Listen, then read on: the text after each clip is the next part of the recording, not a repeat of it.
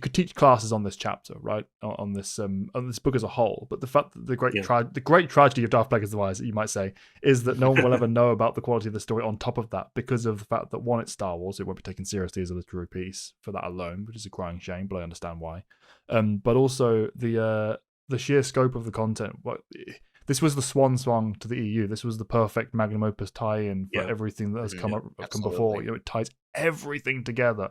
Every tiny reference is connected to something, even if it's one piece of one issue of one comic run from like 15 years prior. So even if you manage to get this to someone who really appreciates good art and really appreciates literature and would really enjoy the book for its own sake, they will never be able to touch the whole of what it represents and what it kind of pulled off without going into decades of Star Wars content that they may not be able to enjoy the same way, and certainly it doesn't reach the same level of high art for most of it as well. So it is a crying shame that this book is just sort of sitting there under the radar, forgotten to time to anyone who isn't a major Star Wars fan, both from himself and what they as a duo can accomplish from his perspective. Again, it's like, we will do this, and ultimately we will be gods. That nice little, it's a very effective escalation of intent without coming off as like sort of supervillain, this is my grandiose sort of speech, moment sort of thing. Again, it's like you were saying before, like it toes the line between subtlety and sort of what we can expect from this character at this specific moment, in their lives on both fronts. Sidious, being in awe of like what he's hearing, and like Plagueis just sort of, again, kind of pontificating a bit, but also just kind of being like, finally laying down that the gauntlet, so to speak. I failed to exercise due caution as we attempt to wrest the powers of life and death from the Force. As we seek to tip the balance, the Force resists our efforts. I have been audacious, and the Force has tested me the way Tenebris sought to. The Force needs to be won over, especially in work that involves the dark side. It must be reassured that a Sith is capable of accepting authority. Otherwise, it will thwart one's intentions. It will engineer misfortune. It will strike back. So this is, I think, the biggest idea from the entire book in terms of like, why does the story work the way that it does? Because this justifies, to me, Anakin as a concept. Hello, ladies and gentlemen of the internet, and welcome back to Fanalysis Star Wars. I'm Callum, this is Matt. Hey everybody, welcome. And this is Evan. Greetings. Back on Darth Plagueis today with Chapter 21, Investiture. Matt, you were wanting to reference the exact definition of that for how poignant it is as a chapter title, I believe. Well, I was, but my voice is... You've inhaled your tea rather than drunk it. It wasn't that. It was just a bit of dust or something. It happened right when Evan was saying hello, and I was like, "Don't fuck it up. Let him say that." Anyway, give me a second. You need the Bane respirator. That's what you need right now. Plagueis was respirator. What are you talking about? Oh my god, we're all doing it today. Yeah. Jesus, it's one of those recordings. It's one of those recordings. Just a note, I forgot how significant a jump it was in the audiobook specifically for the voice of Plagueis. The kind of effect that's overlaid it. For the most part, I really like it, but there's a tinny kind of grayness at the back of it that kind of, it's like sets my teeth on edge a little bit. I'm like, oh god, just dial it down a bit, go back to kind of the previous voice, because he's got such a great voice. I know what you mean. It has like that little like tinny effect towards specifically when he's enunciating like towards the end of a sentence. I know exactly what you're talking about. Yeah, it's just something I was like, oh god, I'm not looking forward to the rest of that for the book. But no, but it's such a good Plagueis voice in general. Well, one of the cool things that I think about it is it's kind of like an audiobook only thing, of course, because this is all in your imagination if all you've ever done is read the book. But with the audiobook specifically, it's kind of like nice. I think of it almost in like filmic terms, especially with things like Breaking Bad, the way that they would kind of like show you a very vague outline of something. It was like, what's this episode about? And it was totally vague and like kind of weird and trippy. And then you only with, the passage of time would you acquire like the context for what you were seeing in that vague way. In this, it's in a completely different context, but technically Plagueis starts the book with the respirator because he and Tenebris are on Baldemnik and they have like the special suits, the Yeah. pressure suits for Mhm. dealing with the harsh gaseous environment. So it's kind of like this is eventually what he's going to sound like again, even though it's only like in that kind of opening chapter and then it goes away for most of the book and then he gets injured. So it is Mm. kind of cool like that. So that's one of those little things that I thought was very well thought out. Even though I agree, it is a little he does have such a great natural voice, so Yeah. It's I just kind get of like that. you're enjoying that in the underlayer beneath and what has come before, etc. Like you just want to fully capture that, but it makes perfect sense and it fits the tone of the story because he is diminished in that way. So something this Mhm. chapter Yeah, touches on in the Yeah. perfect way, if you ask me. Mhm. yeah. So to step into this chapter again to remind everybody, before I had my little coughing fit, I need my respirator, right? There's this is chapter 21, investiture, and just in case anybody's wondering, formal definitions for this include the action of formally investing a person with honors or rank, such as the investiture of bishops, or a ceremony at which honors or rank are formally conferred on a particular person. So, anybody who's been through this chapter will obviously see how perfect a title it is for the events that we're going to be going over today. This is a chapter that, just to remind everybody, because it's been a little while since we looked at this. This is following like immediately on the heels. Well, actually, some time has passed, but it takes place immediately after the attempted hit on Plagueis and the successful assassination of his fellow Munes, who Mhm. formed the group called Damask Holdings, and the subsequent revenge that his young apprentice Darth Sidious, who's still young at this point, like 28, somewhere in there, Mm. um, Yeah. uh, uh, the revenge that he visited upon the Grand Senator Peck's team. Mhm. So yeah, that's we're picking up from this point in the book, and this is a chapter that I really admire the actual writing craft of, and I have a lot to say about it. I'm sure the two of you do as well. But can I start with you, Callan? I would like to ask you a question, not to put you on the spot, but you Mm. mentioned prior to starting this that you'd been through this chapter twice Yes. in the preparation for this. As far as I'm aware, that's not like a typical custom for you. I was just No, no. wondering. To be honest, Um, most of that was just the fact that we were covering one chapter today rather than multiple, so it allowed me the time to do okay. that in ways it doesn't otherwise. But also, more than that, there's a pacing strength to this chapter that's really quite profound Mhm, because it's not particularly an exciting chapter content wise. Nothing particularly dramatic happens. It's mhm. very much a kind of bridging chapter between two larger parts of the story. But despite that, it's covering a lot of very interesting material. And Yeah. again, but the pacing Mhm. specifically, it feels very short. It's a Mhm. standard sized chapter, but it feels very short because of how well it carries you through the kind of content of what's happening. It's the Yeah. kind of mission Mhm. statement is delivered very quickly. It's got a kind of traveling movement to it in the sense that you're following Palpatine as he Yes. literally travels through the space.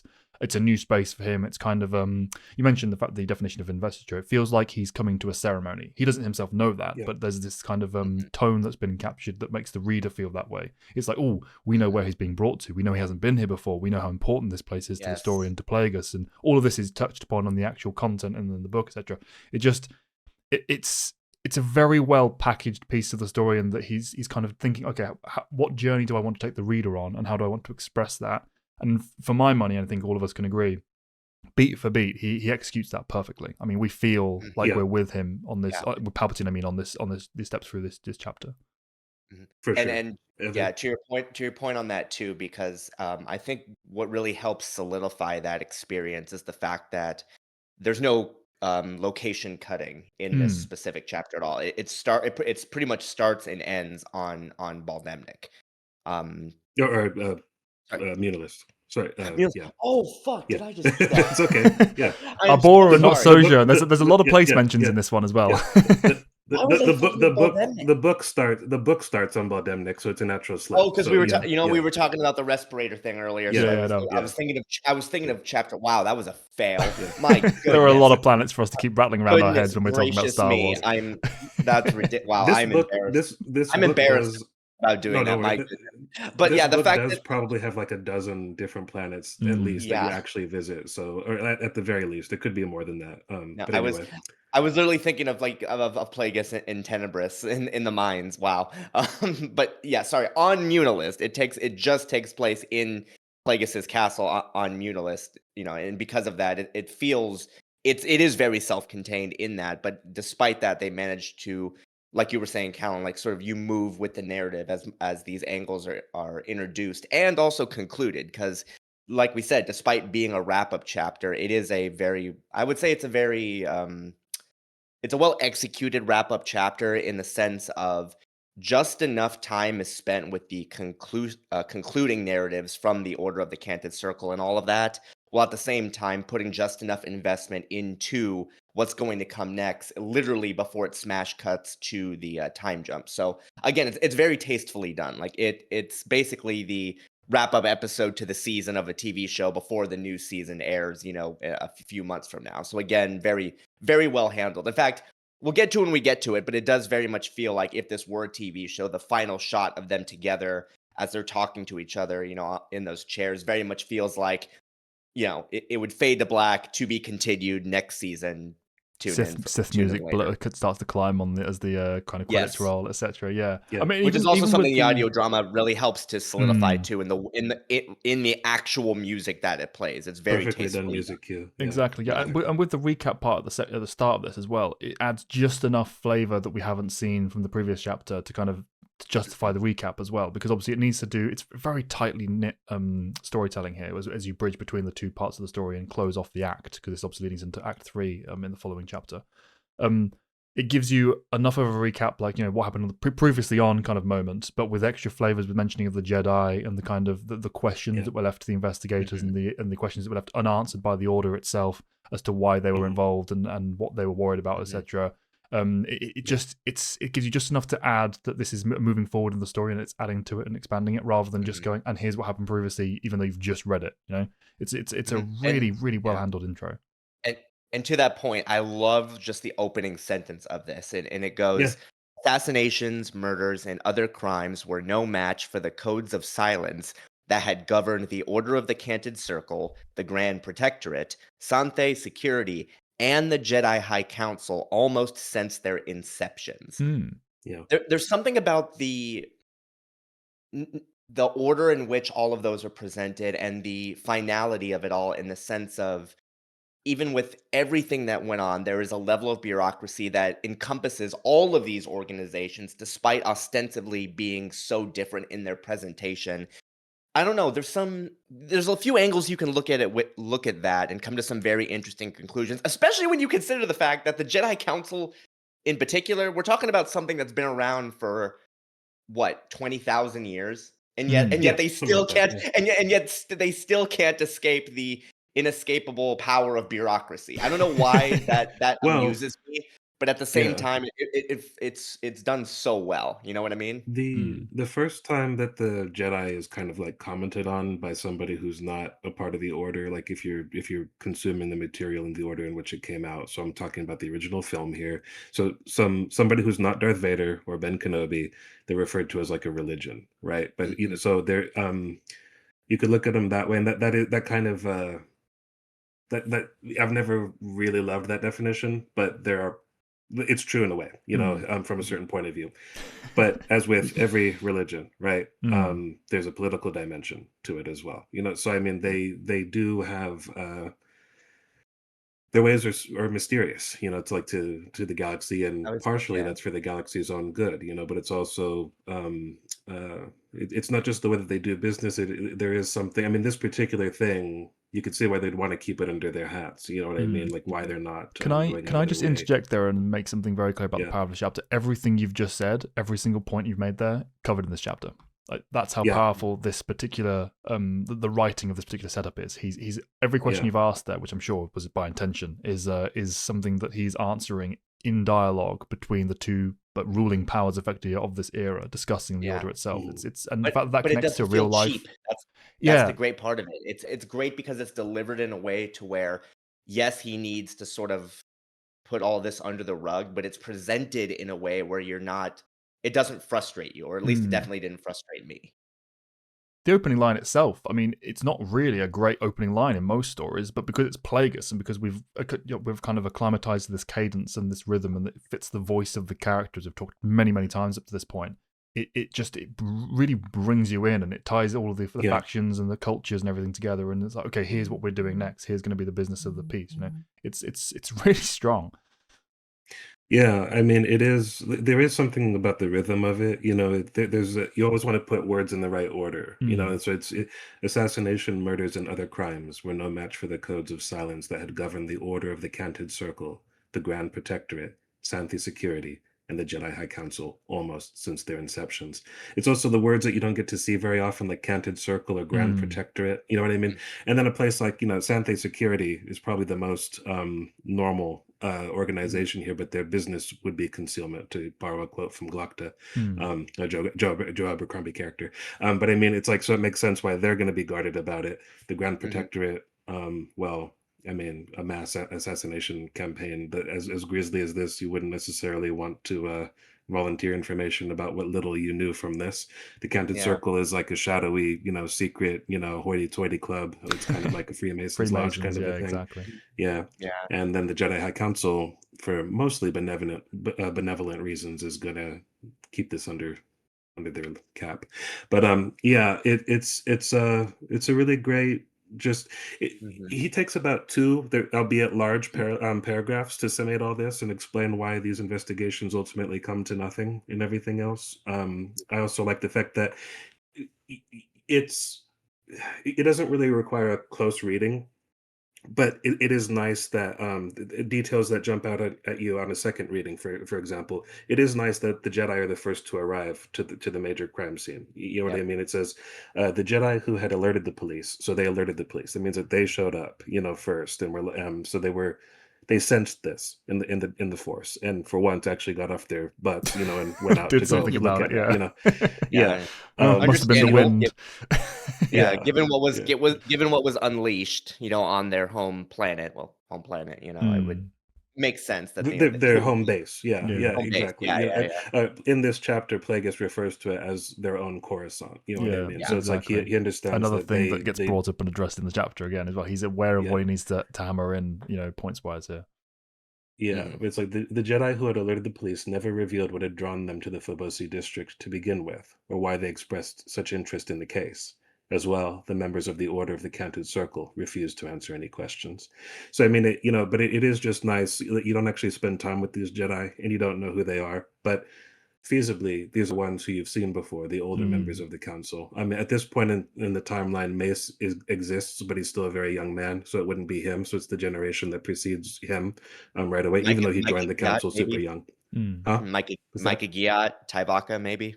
Possibly, yeah. Well, Tyvaka was pretty old. I think he was like 400 years old, so he certainly could have been a part of this. But yeah, they kind of summate it at the end of these two paragraphs, saying many beings were interviewed and interrogated, and many security cam recordings studied during the course of the investigation. But most of the principal players and witnesses hid behind their lawyers, even when threatened with imprisonment or obstruction of justice. Which is a the nice ultimate way power of in the galaxy. exactly. Actually, minor thing. The book doesn't spell this out, but referencing way back to our Republic Comics Kiadi Mundi review, it establishes in that like confessions drawn by using the Force are not admissible in court. So again, it's one of those things like. Because some people, like on first reading, might question, like, "Oh, what? Like, why? How can Jedi be stopped by, like, you know, lawyers and stuff?" Well, it's the law. Well, literally. in that particular case, I can't remember whether he implied it or said it outright, but they generally don't do this sort of thing because it's because of how ethically troubling that is. And also you see, even when you're not using the Jedi mind trick, you see in graphic detail what happens when one Jason Solo decides to use the Force in a similar manner eventually down the line. So we'll cover that someday. Jason. Again, there's a lot of good that you have to get through before you get to the crazy shit, Callan. Just letting you know. I know. So. I didn't like him day one, remember though. We'll get there soon though. Relatively. What you're saying? You're saying Jedi Academy didn't sway you to the to Jason as a Speaking character. of Jedi Academy, Jason didn't. Speaking of Jedi Academy, which we've just, for the context of the listeners, we've just recorded like 2 days ago. You mentioned before we started recording, Evan, how much of a jump it was and how jarring it was. Even as someone who enjoyed those books, I mean, you were the one who found those most favorable of the three of us. Jumping from that to Plagueis, and we most favorable in the sense that I gave it a barely passing grade. Yes. Yeah, exactly. But despite that, going back to this chapter, you felt the jump in quality. Right, it's so visceral. How it's very This is the problem of writers like Lucino and Stover and a few others. They aren't the only ones, but they're the first ones that come to mind. They ruin everything else. They spoil the rest of Star Wars. It's hard to go back to Jedi Academy with this. I mean, if I want Jedi Academy, I think I'll reach for the game. I'm certainly in no rush to go to those books again. I mean, if you had to choose between the two versions, you will probably have more fun with the game. Yes. Yeah, just a bit. But yeah. Anyway, you'll hear our thoughts on that short soon if you haven't already, I'm sure. Yeah. But to zoom out and just explain what this chapter is to tie it back to kind of what the opening remarks that you made a little bit earlier, Callan, is that this ultimately is you've made reference to the fact that it's a perfectly done recap, and part of what makes it perfectly done is the fact that as much as it is reminding everybody of what's happened up to this point in the story thus far, it's also pointing and saying that's where we're going.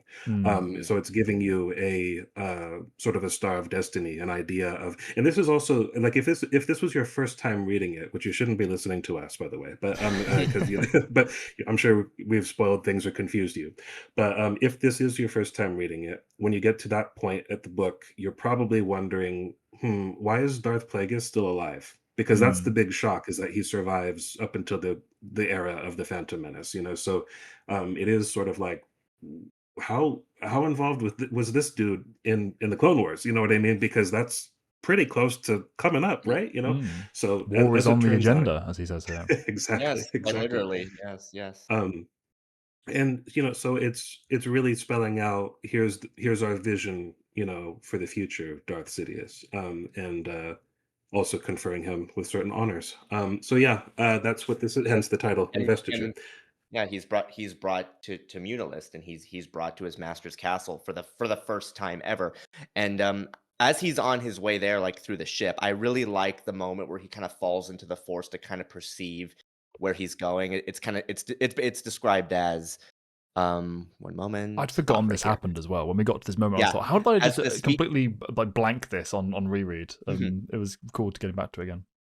Yeah, all good. As the speeder approached Abora, he settled deeply into the Force and was rewarded with a vision of the mountain island as a transcendent vortex of dark energy, unlike anything he had ever experienced.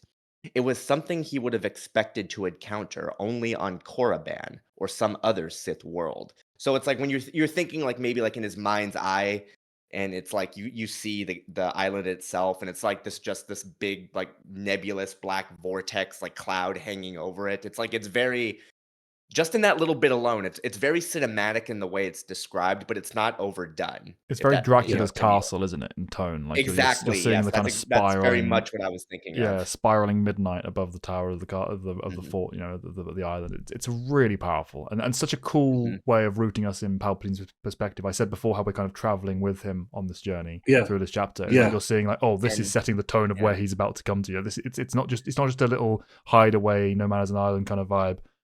Place. This is a genuine piece of the setting. This is an important part of the overarching saga of Star Wars. I do mentally always picture Syndrome's Island, though. I do. Yeah, it is tropical. And I do, but a lot more submerged. Yeah, exactly. But it's just it gives it that dark side flair. It makes it that more mystical aspect rather than just pure sci-fi.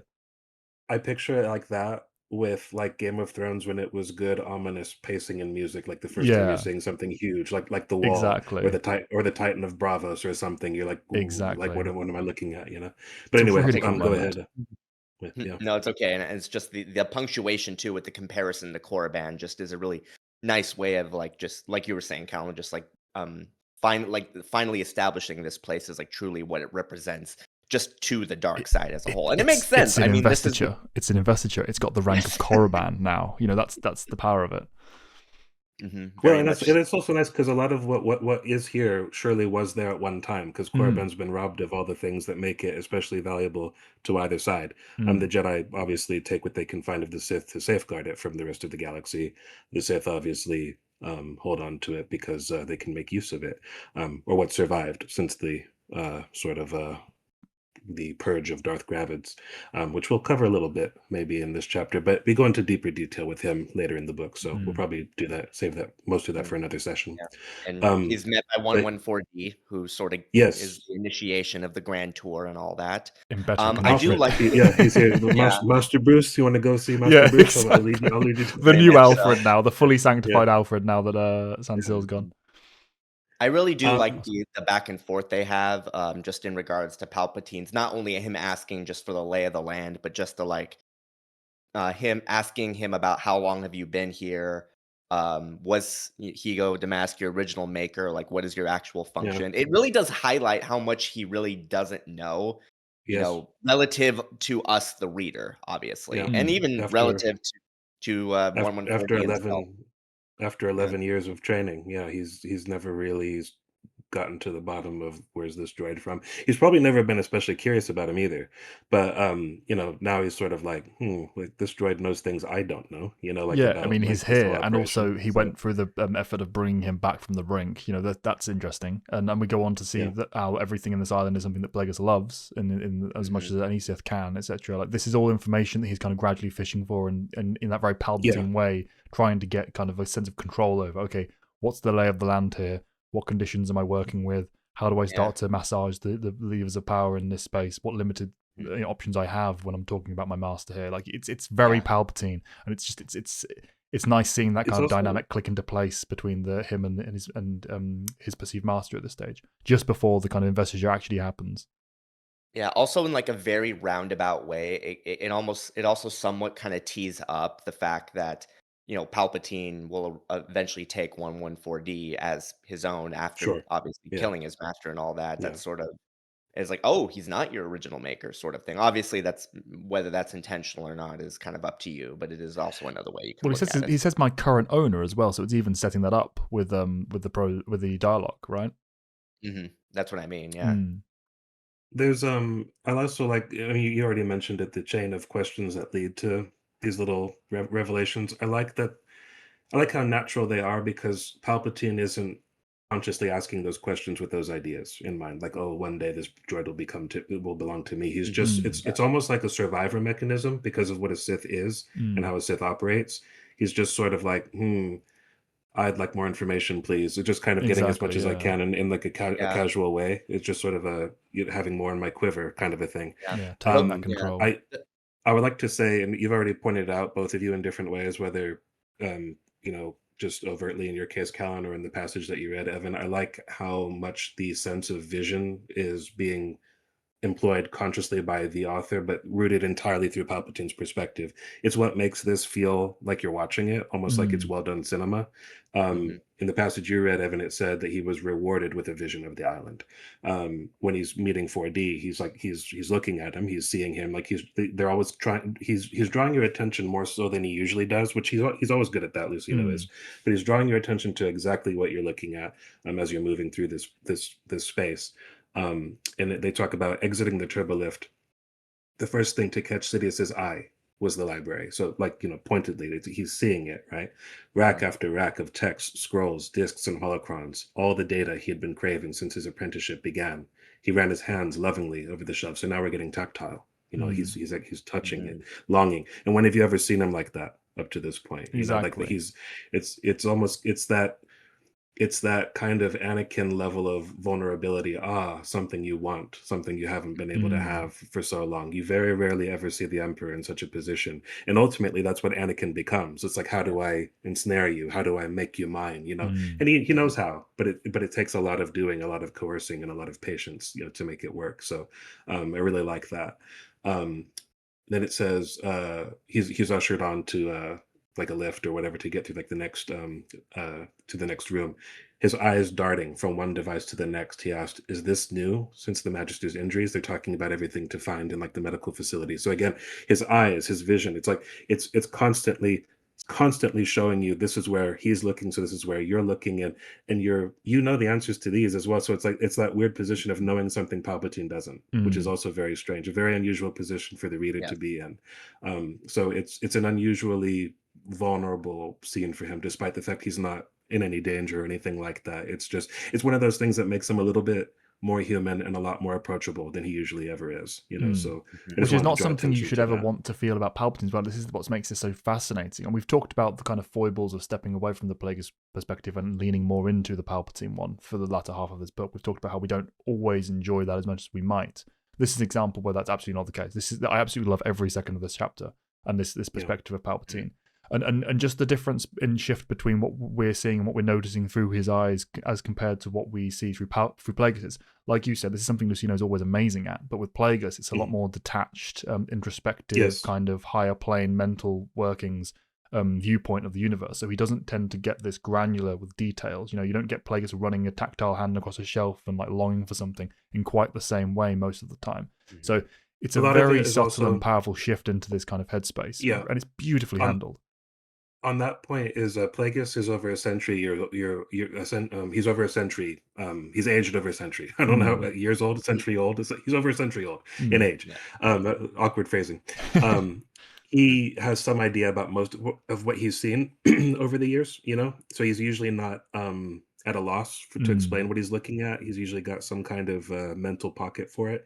And also, he built this place. I mean, he knows every inch of this. He knows this like the back of his hand. So even though we've been here with him before, he was just getting on with the business of the day. He's not sat rooted in it in quite the same way. It's a different feeling entirely for Palpatine. So yeah, it's a really good moment. I was actually somewhat reminded too of like when we first see Palpatine's POV the first time he's in the Senate chamber. Not quite as overt with the language. He's not like musing to himself, "Oh, this will all be mine one day," as he's running his hand along the books. But that same feeling of yes, there's that feeling of like vulnerability with him because this is all new to him. But at the same time, that longing and that desire for the knowledge, just in the way that he is sort of it's kind of weird to bring up character acting in a book that's not a in something that's not a visual medium, but I think the wording does like a really good job of kind of towing the line between, even though it's not said, you kind of feel in the way that he is sort of just kind of musing as he's going through this collection of material that if there was an internal POV, he'd be thinking this. Or if there was some dialogue, he would be thinking this, but it feels natural. Does that make sense? No, absolutely. And you called attention to the fact that we've seen a similar vein of this with the Senate building and the rotunda, etc. And that's, like you said, everything the light touches will be mine. It's very much that naked kind of ambition and acceptance of this will I don't know if be I'm mine. describing that in the best No, way, no, but yeah. that's good. It's a perfect point of contrast because in here, he's a lot more, like you said, vulnerable to the reader in the sense that we're seeing this is all new to him, but also in the dynamic of master and servant, or master and apprentice rather, he can't be as open and confident. He has to, both genuinely he feels this at this stage in his apprenticeship, but also he has to present this even if he didn't feel this because of the nature of the Sith dynamic. He can't be as openly confident. He's got to maintain that kind of back foot, subservient quality to him, and he's going into this knowing that. So it changes the way he views things. It changes the kind of the mentality he's got when he sees these new things. He's kind of like, I want this, I love this, this is incredible, but I have to kind of keep a lid on it a bit. Whereas he feels confident and feels like he's the master of his own space when he's in the Senate building and is in the rotunda. I mean, even when Plagueis walks into that area and that arena with him, he still, to a certain sense, feels that because he knows he is the political animal, he's the political creature, he's a better manipulator than Plagueis in that way. But yeah, this is not his domain. He's literally stepping into the domain and the field of his master while still in that dynamic of being the apprentice. He's not a full Sith Lord in his own right just yet. And even when you get to that stage, the nature of the dynamic between Sith Lords, he's never going to quite feel that way until he knows for absolutely certain he has the power dynamic shifted in his favor. So all of this, Lucino is very aware of, and he's very meticulous in how he's crafting the perspective and crafting what he's drawing our attention to through Palpatine's eyes. It's such a delicate balance to strike, and All while this is just a bridging chapter. This is a catch up and a bridge to the future. This is just making sure we transition from one act to another act efficiently. And he's breathing all of this character and this love of the setting and the feel of the saga into this. It's so powerful. Mm-hmm. I think it's always just the strength of like any writer, in the sense of like you're able to assume what a character is thinking in character without the text necessarily directly spelling it out, especially if it makes sense from prior continuity. Because I think it's worth pointing out too, like at the very beginning of this, chunk of the book, in terms of the timeline, when they're like training, we learn that Sidious really has an innate hunger for Sith history, Sith knowledge, and that's how we opened, this section, and now we're closing it with like, okay, he's there. Like this is the final step. He is at the repository of the knowledge that he sought from the very beginning. So it's a nice, again, it's a nice symmetry between the. I just think this book does time jumps just really well overall. It really does. For the most It part. really does, and such a dense, there's so much extended period of subtlety in the time way as of well. things. Yeah. Yeah. On that point, so it's been like a month since the actual attack, and he's not seen Plagueis since, right? So he's part of him is wondering how bad is it? Like, is he ever going to be whole again, or is he forever diminished? That's part of what he's thinking as he's going through all this. And how much trouble am I in as well? Am I in the corner, or am I on the naughty step for this? A little bit. I mean that I think that's at the back of his thoughts, but mostly I think he's just wondering. I think he's just kind of like, what is this? You know what I mean? Like, where are we? On what footing are we now? Yeah. And so he's going through, and that's kind of part of the thinking behind looking at all the medical equipment. And he says, is all of this new since the Magister's injuries? And 114D says, only some of what you see. For the most part, this area is unchanged since I was first brought here. That's when he asks, when was that? A year before I was introduced to you. He goes, okay, all right. Then they ask the question about, did he make him? He says, no. And he goes, okay, noted. Then it says, deeper in the complex, they moved past cages containing as many creatures as could be found in a well-stocked zoo. 114D indicated a cluster separate from the rest. These are the Magister's most recent pregnancies. The Magister's? Sidious repeated in bewilderment. His success rate has improved. And he does not explain, and Sidious doesn't have time for that. He's like, Sidious was still. From Sidious' perspective, that choice of wording is really weird. By the way, like I know we keep praising the audio drama for just the voices. The way that like the narrator, like the confusion, like the Magus, he basically says it like that, like in the audio drama, and it's so well done. Yeah. Sidious was still trying to make sense of the droid's statements when they entered a long corridor lined with windowless cells. So you're not seeing these ones. Through the Force, he could sense life forms behind each locked door. Captives? Oh, no, sir. Ongoing experiments. So it's like, oh, okay. It's really layering in the creepiness of this. Creation sort of area, as you've seen in like a bunch of old serials, but it works so well. And again, this is a new piece of his master as well. He hasn't seen this particular side of Plagueis in quite such, naked openness, but until this point. So he's like, okay, so it's not just a political operation we're running here, I see. Which obviously was this is full on Frankenstein's laboratory. Exactly, yeah. And that's why it all ties up with what you were saying earlier about the kind of feeling of being so close to this knowledge that up till now he's been hungering after. In fact, it's been withheld for many reasons. I mean, earlier in the book, during his late into his training, but still earlier than this, probably only a few months prior, actually, come to think of it, he sort of was impatient and was asking Plagueis in an offhanded way, why haven't we been to the famous Sith planets, Zayas, Korriban, Dromund Kaas, Dathomir, those other places, right? Or at least worlds strong on the dark side. And Plagueis chastised him for his impatience and said, we'll come around to that. Right now, focus on what I'm showing you. This is like, this obviously holds the promise of reward, so long as he's not in for punishment, as you kind of hinted at, Callum. So I think he's, feeling excited, but then there's also this Pregnancies. You got thing like life forms, hidden in ongoing experiments, or I can't see what they are, but I sense them there, Am and I about to I end don't up in a know. pickle jar, kind of questioning at the back of his mind, Yeah, potentially, lingering kind of instinct as the hairs raise Yeah. on his back? He's like, and Yeah. I mean, well, like, and speaking of the those. pickle jar, as they turned a corner at the mm, end of the corridor, Sidious came to a dead stop. Centered in a kind of operating theater stood a towering Bacta tank. So you're picturing Luke's thing on Hoth, mm, right? In which floated a male Biff. That is venomous, Plagueis said in a voice that wasn't entirely his. So it's like and he comes in and he's limping in, so he wasn't waiting for him. It's just perfect timing. Like he's come to Mhm. find him in just the right dramatic moment. But yeah, that would be weird. Like you're stuck in there, and he can probably sense the force in Venomous. You know what I mean? He was a trained Sith apprentice, so yeah. Palpatine's got to be wondering who is this and what's he doing like in there, Like, the questions are just So piling up, and Uh, yeah, again, like, you just read it, Matt. I love the cadence of in a voice that was not entirely his. mm, Um, yeah, and you were talking earlier about the audio drama, Callan, with like the respirator and the change in his voice, because when he first speaks, it obviously sounds different. So again, yeah. very cinematic. Yeah, high What do points we? for this pickle jar, not so much the Snoke joke, like that would have yeah. been ridiculous. Like the just a bunch of Snoke, like Snokes floating around in a This pickle is how jar, you like that was. actually introduce this kind of scene. This is how you do it. You Yeah, build up to it. You seriously. build establishment Yeah, and tension and have layered character involved. And also, I don't want to. You alluded to it already, Matt, but I don't want to do a disservice to the fact that he isn't just stood there waiting, like, "Ha ha! Look at all I have brought." yeah, Like he does limp his way Yeah. into the room and I found you, kind of thing. That is yeah, such an important piece of the puzzle here because even though it's very easy to do, it's a few lines. It doesn't take any particular effort.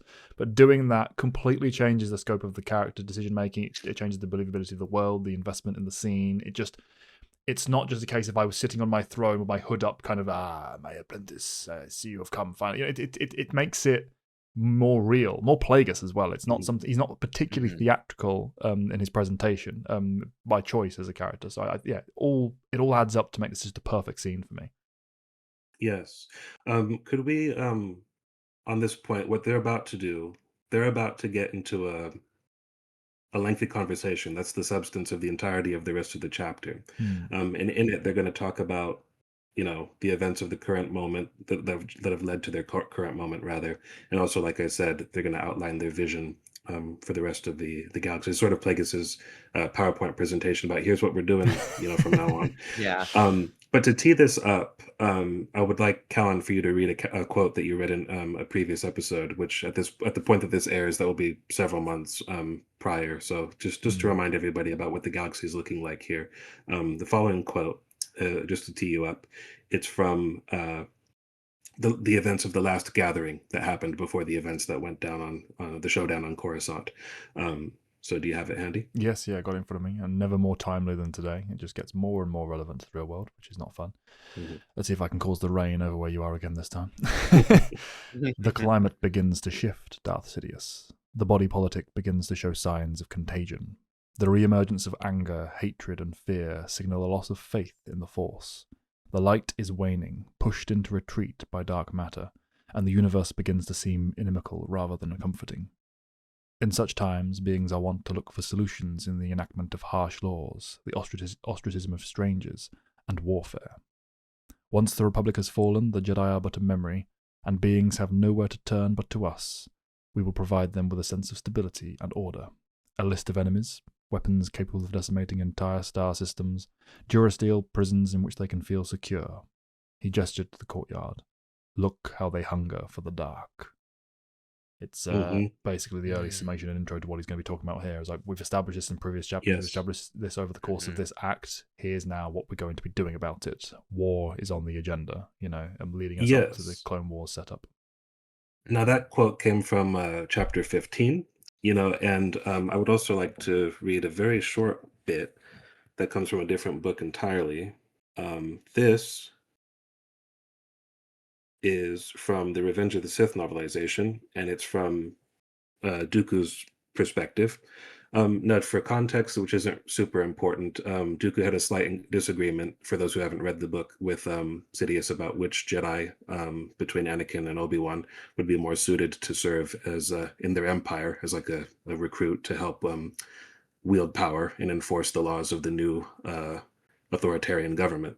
And Dooku had greater regard for Obi-Wan's conduct just in general and thought he would make a better candidate. Palpatine sort of put him in his place and said, no, Anakin's the one, and here's why.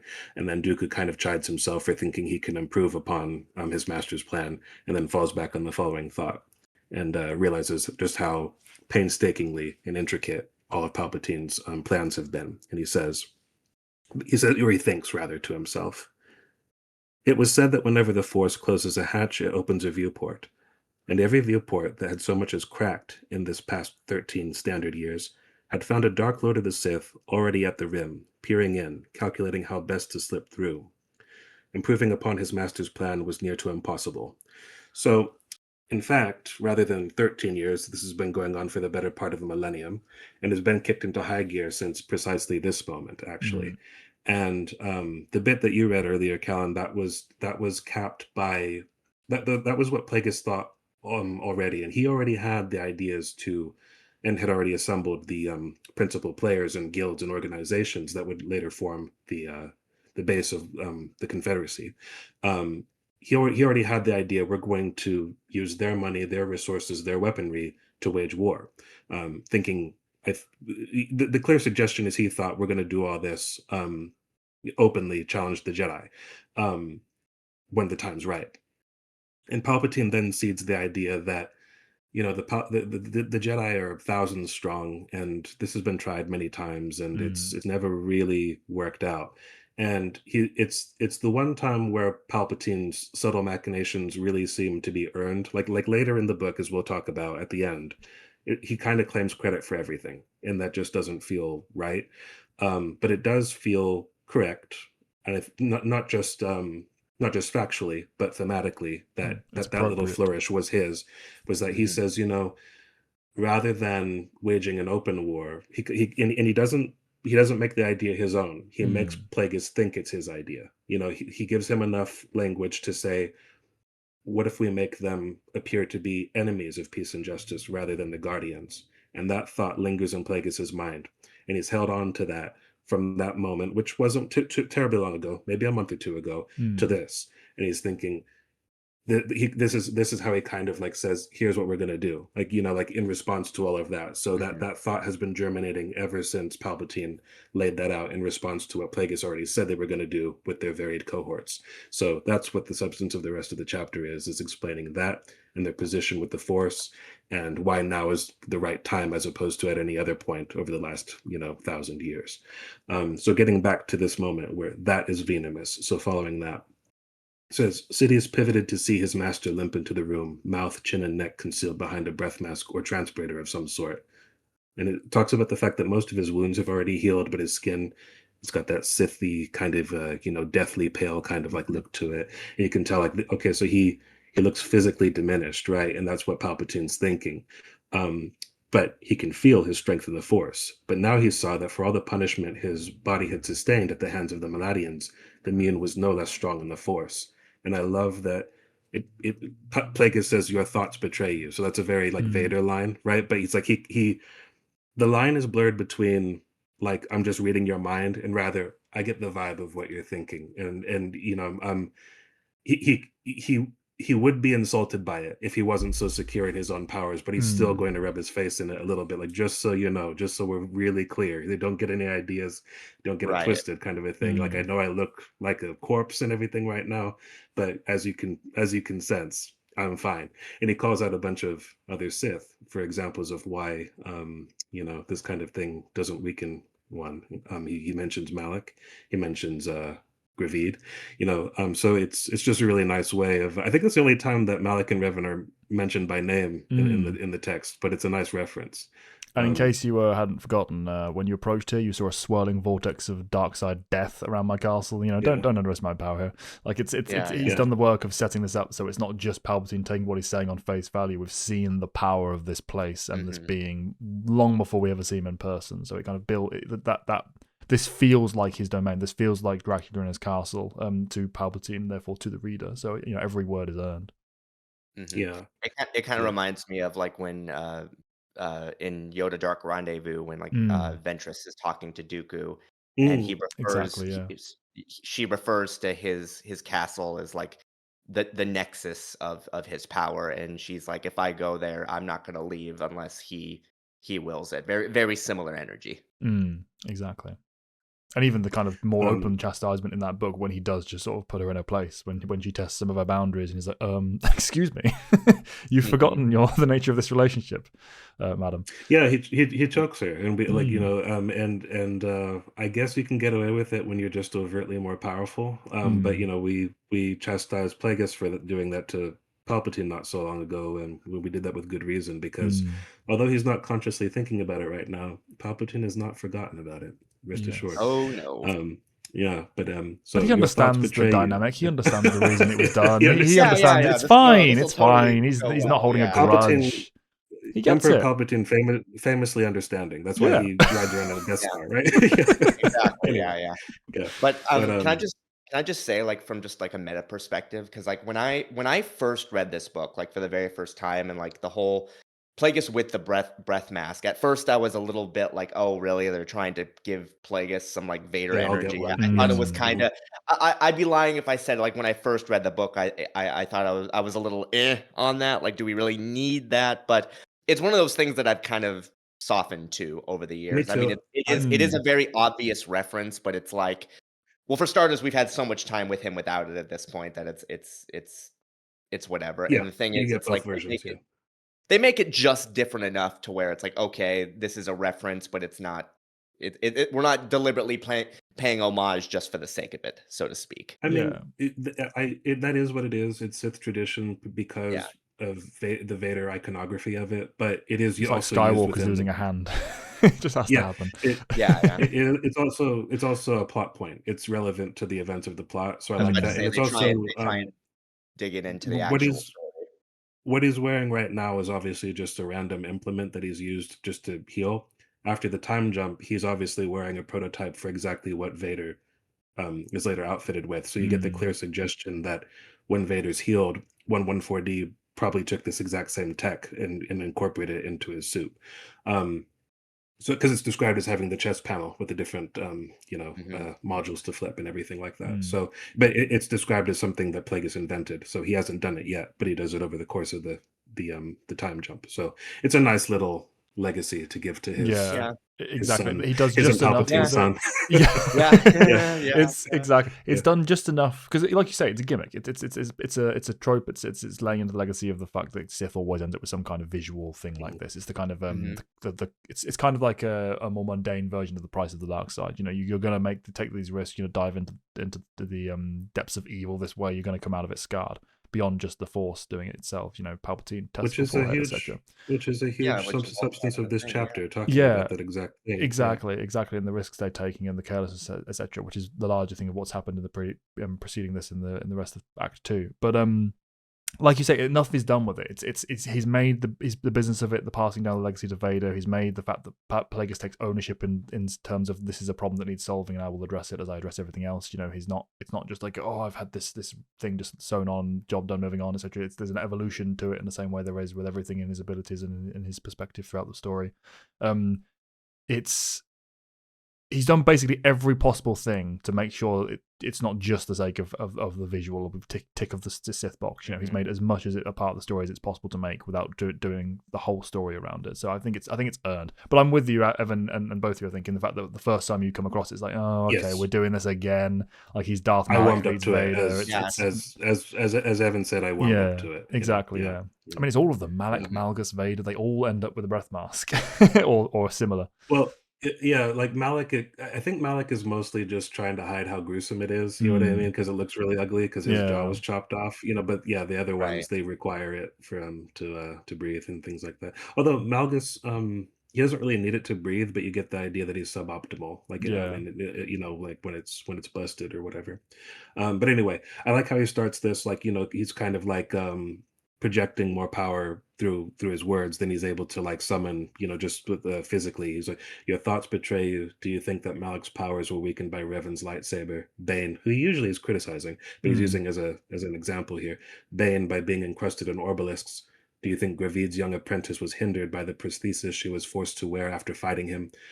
No, master. And then I love, this is one of my favorite bits in the whole book. This is like a perfectly done thing, perfectly done little flourish. Soon I will be stronger than you can possibly imagine. Plagueis forced himself to swallow.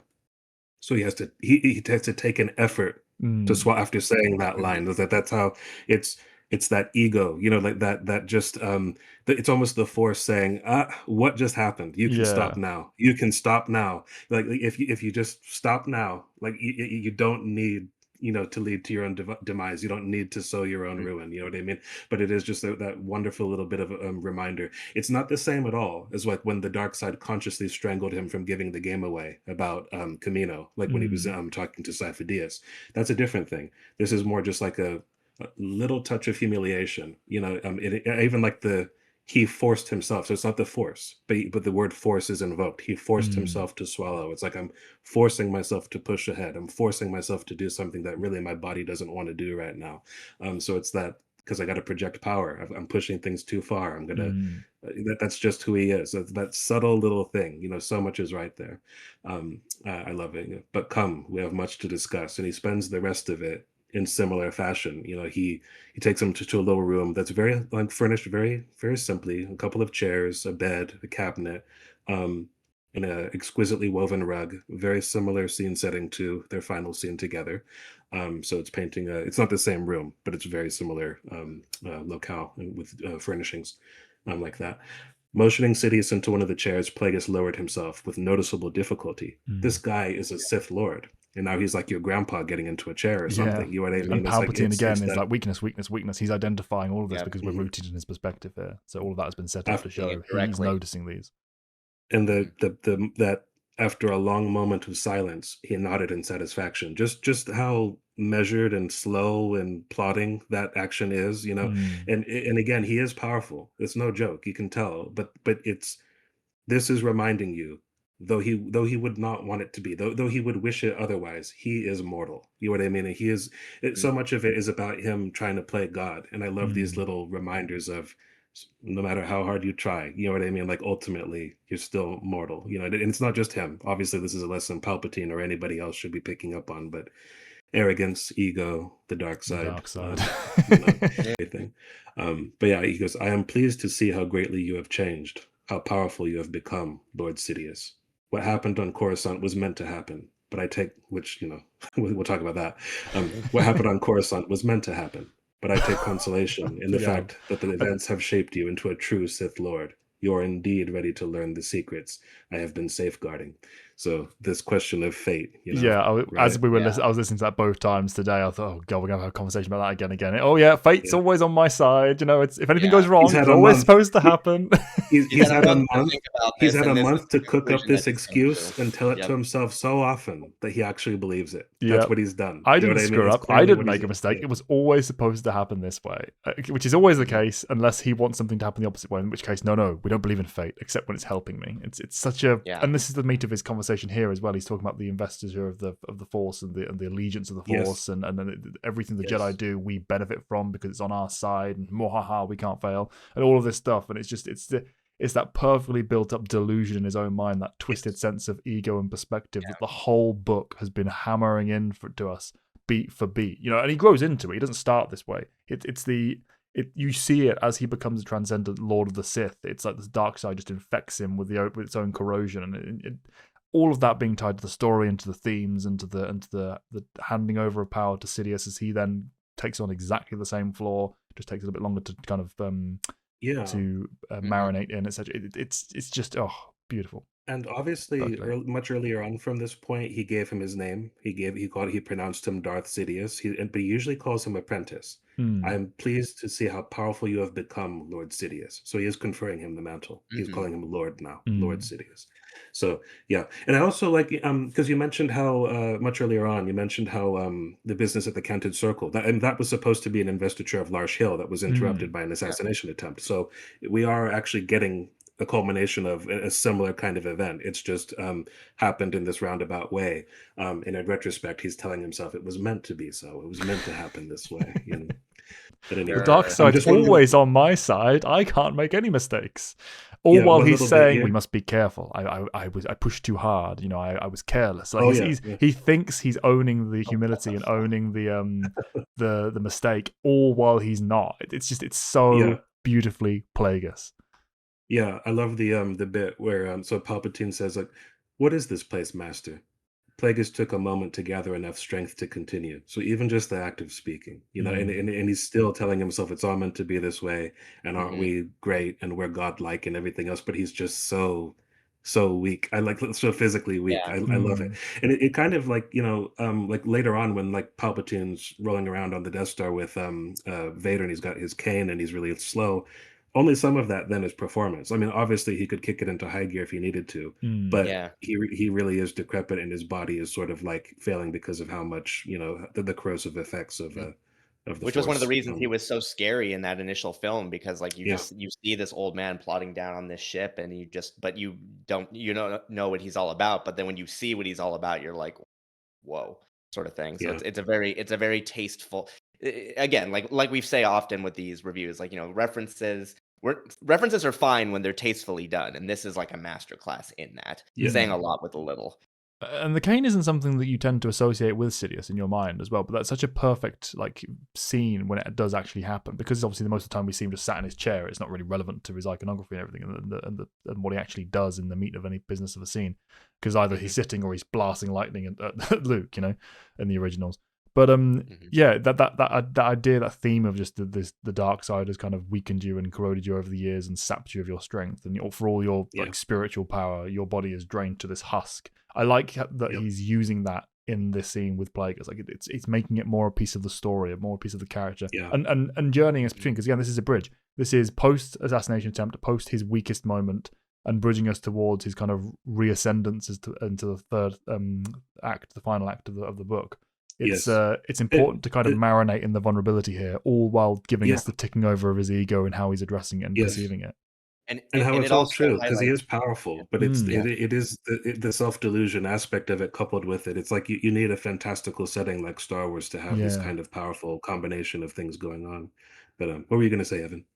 I was just about to say, and it further reinforces his sort of desperation, and his desire to like have Sidious kind of come into his fold because from his perspective specifically, it's if my apprentice and I, when we combine our powers, we'll both live forever, and we won't have to deal with any of this, issues with the flesh and all that. So, Mm, and again, him being diminished so much physically by this, it really reinforces the change in his character that we'll see later on with his more mystic desperation side, and the fact that something else I really noticed too is like and in this chapter it obviously it comes up towards the end, his continuous emphasis on the partnership that he and Sidious supposedly have from his perspective. That'll again we'll have a lot more to say that when we get into the next few chapters because after the time jump, but like that sort of language becomes more and more and more pronounced when we get to that section of the book, and this is kind of where it all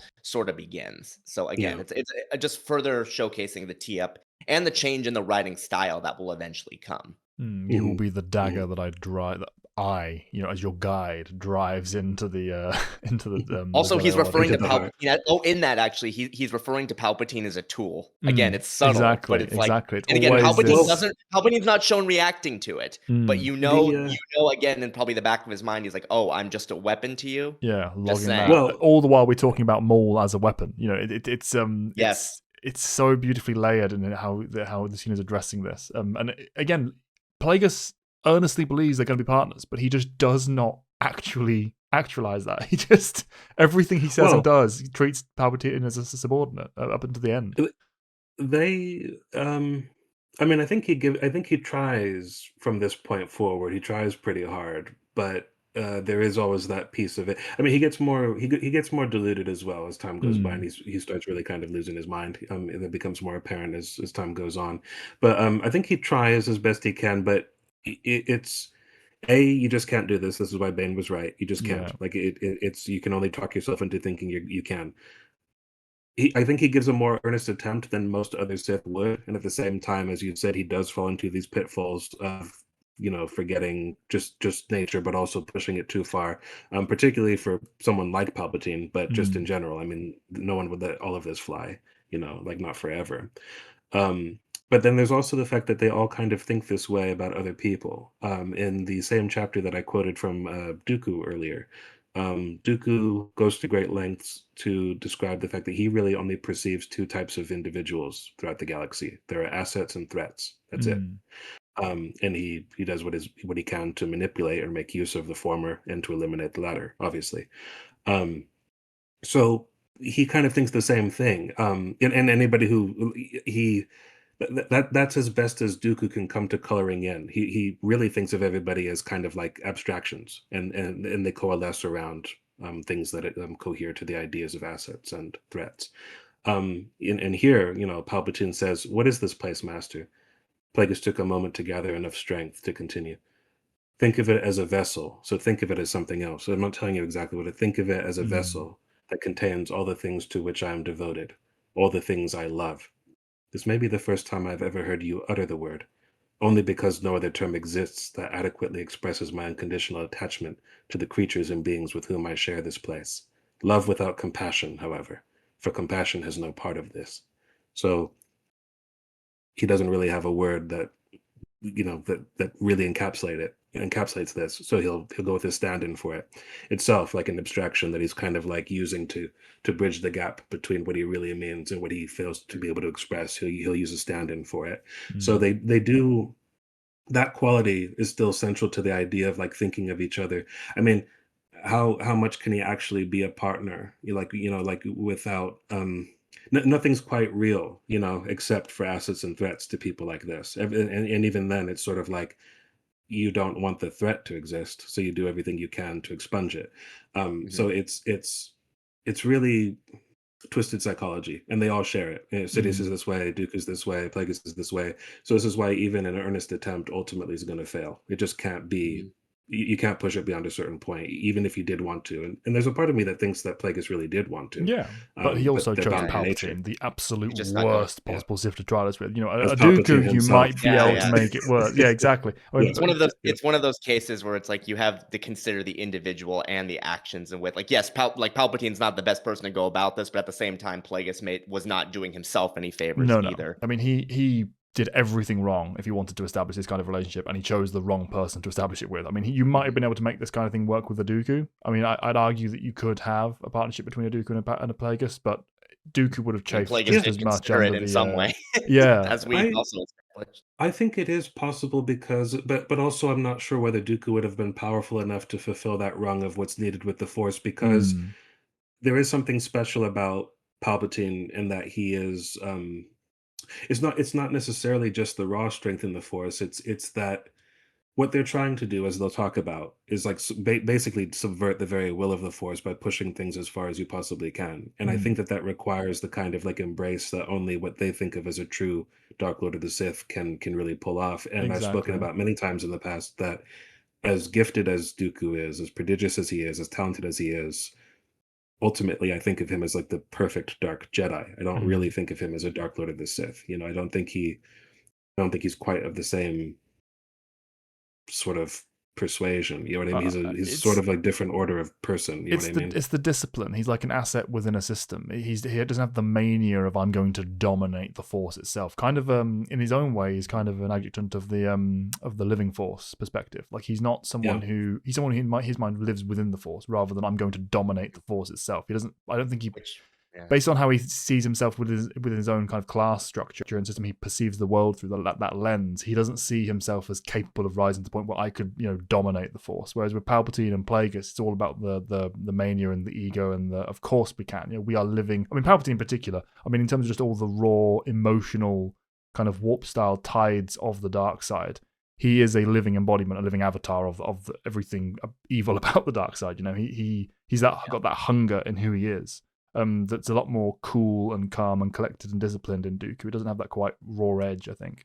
Which is why I think he's much more compatible with Palpatine, but like with Plagueis rather. But like you said, he doesn't have that power status for the same reason. Yeah. He also is like not to belabor the point, but he has a lot of regard for his former life as a Jedi, and I think that a true Sith just wouldn't. I mean, he still thinks of like, I mean, in his final moments when he's fighting Anakin and Obi-Wan. This obviously is all information from the novel. It's got nothing to do with the actual film. He's thinking about like what his former friend Mace would think if he could see the fight, like because he'd always appreciated a good show. A real Sith would not give a shit what Mace Yeah. Windu's opinion would be of this, but he still thinks of these people as friends on some level. Like in his world, wouldn't it be great if they saw things my way? If only the likes of Qui-Gon, Yoda, and Mace could be persuaded to see the world that I see it. Like he would have he surely thinks of them as like damaged goods because they don't get it. Someone like Palpatine is happy to just kill them and crawl over their corpses to achieve his end. He doesn't enter the picture. So yeah, I mean, he's a different beast, different creature. Well, even in his last moments, like in the novelization, when Anakin has him like at his mercy, that's sort of the revelation that he has of like him just being, a stepping stone to, Anakin's, dark destiny, and the fact that Palpatine, like the way that it hits him, like the feel of betrayal is real, but at the same time, it's kind of one of those, oh yeah, betrayal is the way of the Sith. That's literally the last thing he thinks in life. Whoops. So it's like yeah, but it kind of like that sort of, so he is ultimately kind of like seeing people, as assets, but at the same time also not realizing, oh, that's how I see people. But it never occurred to him that like that, can be reversed onto him too. So that's also the biggest irony of the whole thing. Yeah, the ego again. And like both of you are saying there as well, it's the seeing. He's a seer of the world. He sees the world this way. Why can't everyone see it the way I am? But with Plagueis and Palpatine, they're makers. I'm going to make the world what I want it to be, and damn to anyone in it. There's that psychological distinction there between the two perspectives. Yeah. I wouldn't. Dooku's a slight exception to what I'm about to say, but only a slight one. There's a very nuanced difference here, but it's subtle. But the likes of Bane, Zana, Plagueis, Sidious, true Sith, is that they kind of their morality doesn't really enter into their worldview at all. They're very stuck in that kind of might makes right, just driven by nature. Our nature means that we belong on top. Dooku justifies his position. He doesn't view himself as quite. He certainly thinks he's above morality, but he doesn't view himself as like, he doesn't view the world as like untouched by it or untethered from it. He just thinks I'm so smart and so gifted and so powerful and so exceptional that I deserve my place in the social hierarchy. They're sort of like, well, there's the hierarchy, I don't need to justify it beyond my power. Like it's different. It's almost like a raw animalistic kind of predatory sort of thing that true Sith have. They don't spend so much time telling themselves why they deserve something. They just know it. It's You know the what I law of the mean? jungle That's the kind of kind thing of for them. yes. Yeah, well, Plagueis even says, like in this conversation, that they will have their way with the Force itself. He sort of, basically saying like, oh, we're so above it all that not even like not even the nature, universe, whatever you interpret the Force to be in your own and personal viewpoint, will stop God. us. I mean, Yeah. that once you're talking like that, like if you want to just punctuate anything more so, I mean that spells it out clear as day. The fact that that he even has the gall to say something like that and mean it too. I mean, again, that just the illustration is just couldn't be any stronger. But at the same time, it's not out of character, especially given everything. Like when you're knocked down as many pegs as he has in this whole thing, basically, he's gonna come back with a vengeance. He's gonna ramp it up. Like, no, I will not let like this isn't gonna stop me. This is gonna harden me, and we're gonna have our way with the Force itself. Which again, further sort of showcases why he has to bend over backwards to try and justify why what happened.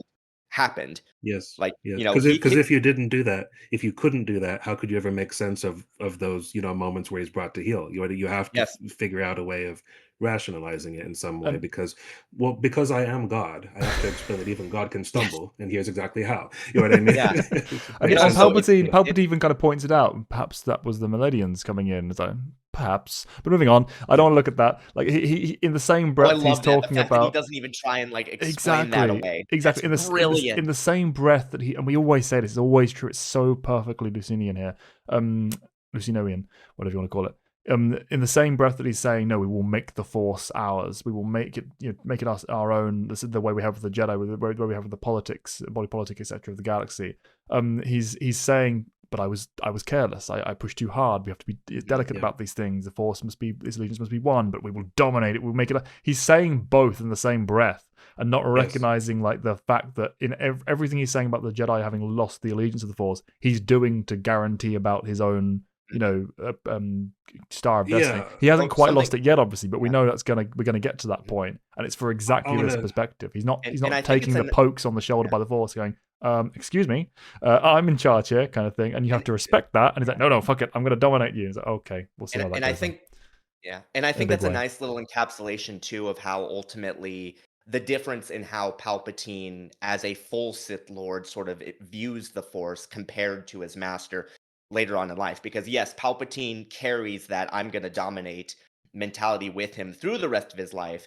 But as you were saying, Callan, like paying attention to the pokes and the nudges and realizing that the Force is in some way separate from the individual, that is something that Palpatine sort of, I would say, understood more so than his master ever did later in life as a Sith Emperor. Because like in Darth Maul's Shadowhunter, for example, he even sort of describes the Force as like this omnipresent mist, always there, but always tangible. So at the same time, yes, he views himself as a god, but at the same time, he knows that ultimately, unless you become the Force itself, which is impossible, there's always going to be, a little bit of separation there, which I think isn't, again, it's subtle, but it's kind of a good way of kind of teeing up the difference and why he ultimately succeeds in a lot of ways where his master never did. Yeah, I mean, he does kind of own and appreciate the allegiance of the Force, right? He earns it in the fact that he's happy to kind of sit in his mundane universe and be the Emperor more than he is to say, I'm going to be the Dark Lord as if I'm going to dominate the Force. I will just use the power of the dark side and be the perfect candidate for its avatar,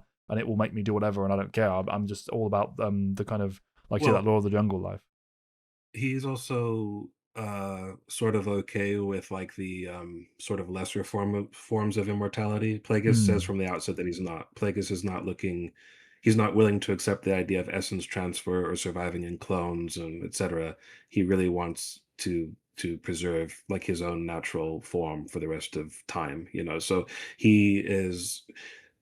Palpatine's a little bit more of a realist, only a little bit or only a little bit more. It's a very marginal difference, but it's enough of one that ultimately somebody else has to be his undoing rather than Plagueis sowing his own ruin.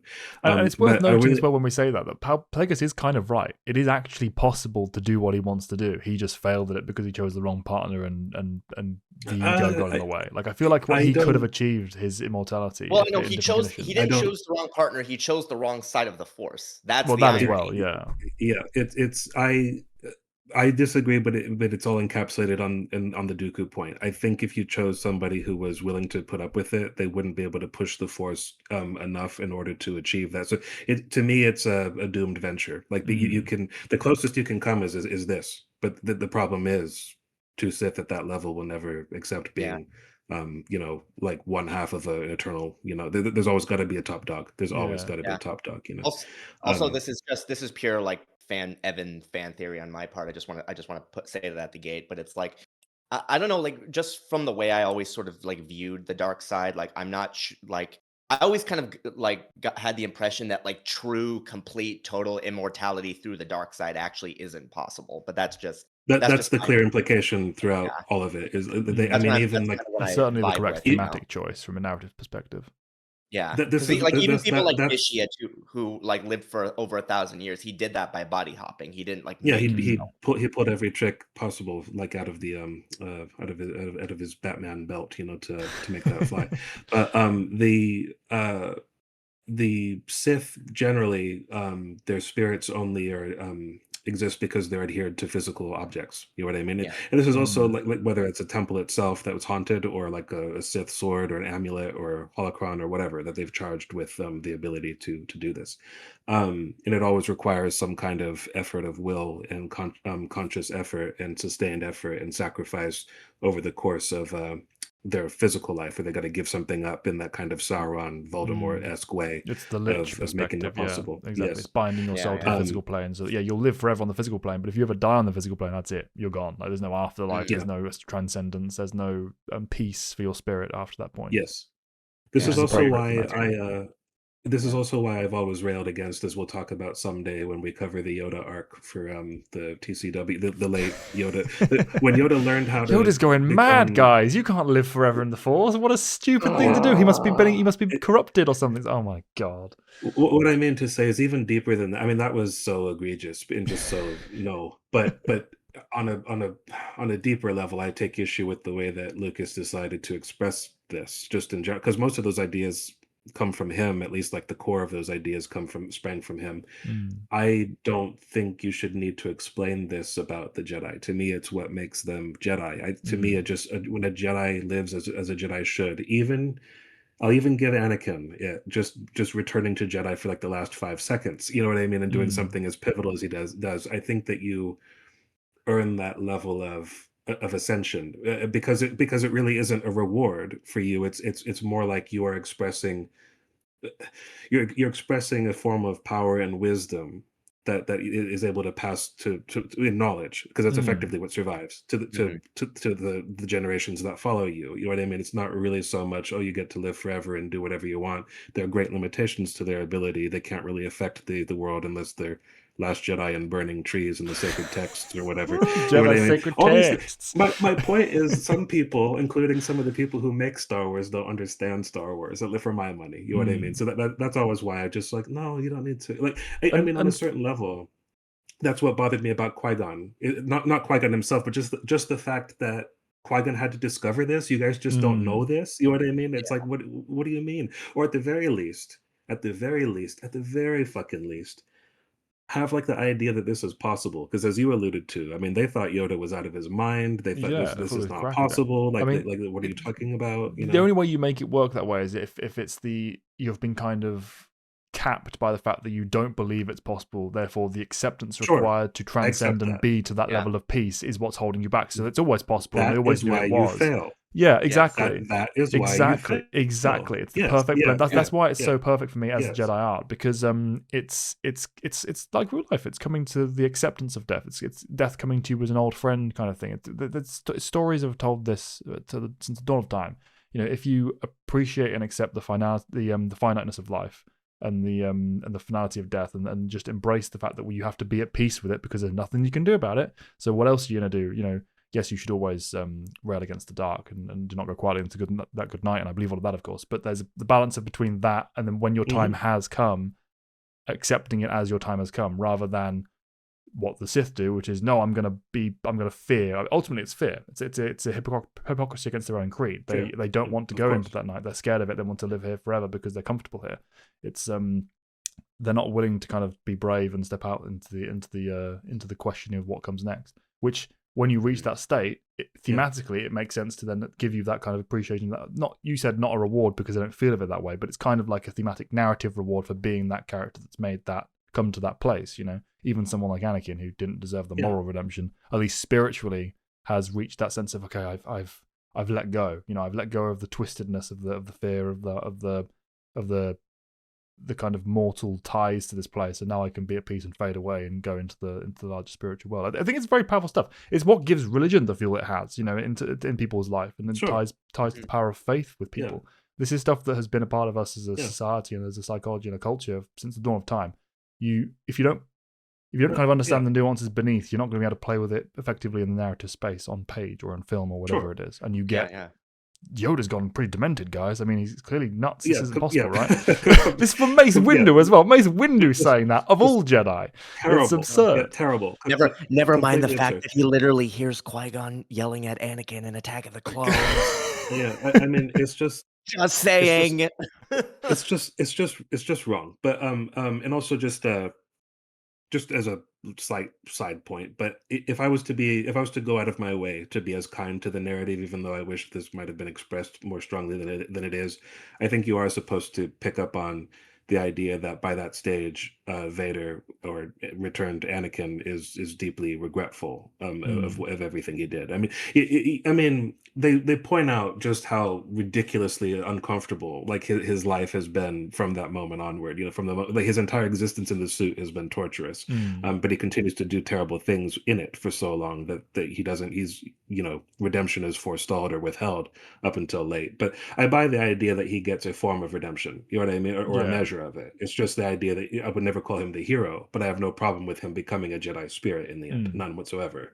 Thematically, I understand what they're going for completely, and I think it's a nice idea. Likewise.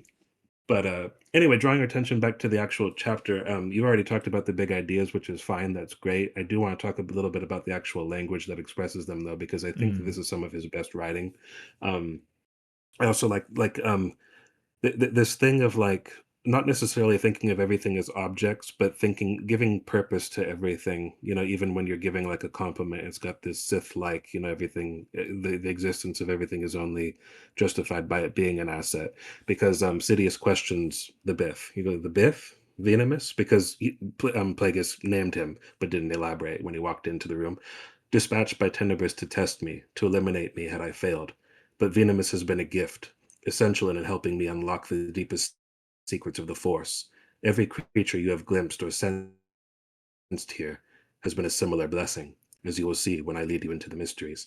I like that he uses these words like gifts and blessings, and they only kind of the whole sum of them. Their existence was to serve this purpose here for me and for us, by extension. They only exist for that reason. And he's sort of thankful for dark them, side but provides, in the most selfish way possible. Yeah, exactly. Yeah, so I really like that.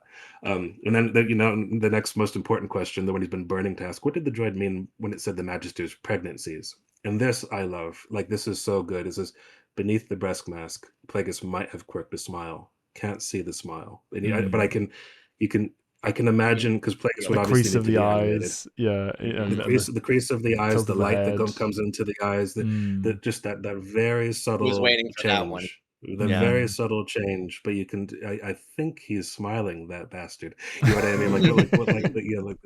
What's going on? Whatever's going on here is pretty gnarly. And Plagueis never smiles as well. To be clear, this is something that he just does not do. He does. In terms of the rarity, obviously he does do it, but it's just we've always said throughout the book, it's a sideways smirk, it's a restrained. I'm not going to fully smile, but I want to. Yeah, exactly. So because that is the case, that just reinforces the fact that Plagueis is noticing it. It's like, oh, he's letting one of those rare almost smiles out. This is huge, It's very especially since they teed that up with him describing these things as something that he loves. So from the get-go, like, his emotional investment, or as emotional as a Sith can realistically be, is at its peak here. So it makes sense. It's just, and he's been waiting years for somebody to ask him this question. He's letting his nerd out as well. Yeah, he's never. And we all have those moments. We all have those moments. We do. And he's sitting there with that smile, like in that twisted setting where like you can't see it, and he's all fucked up and Frankenstein. He's like, it means that the pregnancies were not achieved by normal means of consumption, but rather through the Force. It's like, what? What does that mean? Through the Force, and it's surprise and disbelief mingled in Sidious's blue eyes. The Force, like you're shitting me, like I mean, kind of a thing, and he's certainly never thought that before. He's perfectly willing to go along with, we can shoot lightning out of our fingers and everything. Cool, that's fine. But this, this is weird, right? Like, this is really weird. But yeah, like, to paraphrase, like, you've already been through these ideas, but Plagueis says, I failed to exercise due caution as we attempt to wrest the powers of life and death from the Force. As we seek to tip the balance, the Force resists our efforts. I have been audacious, and the Force has tested me the way Tenebris sought to. The Force needs to be won over, especially in work that involves the dark side. It must be reassured that a Sith is capable of accepting authority.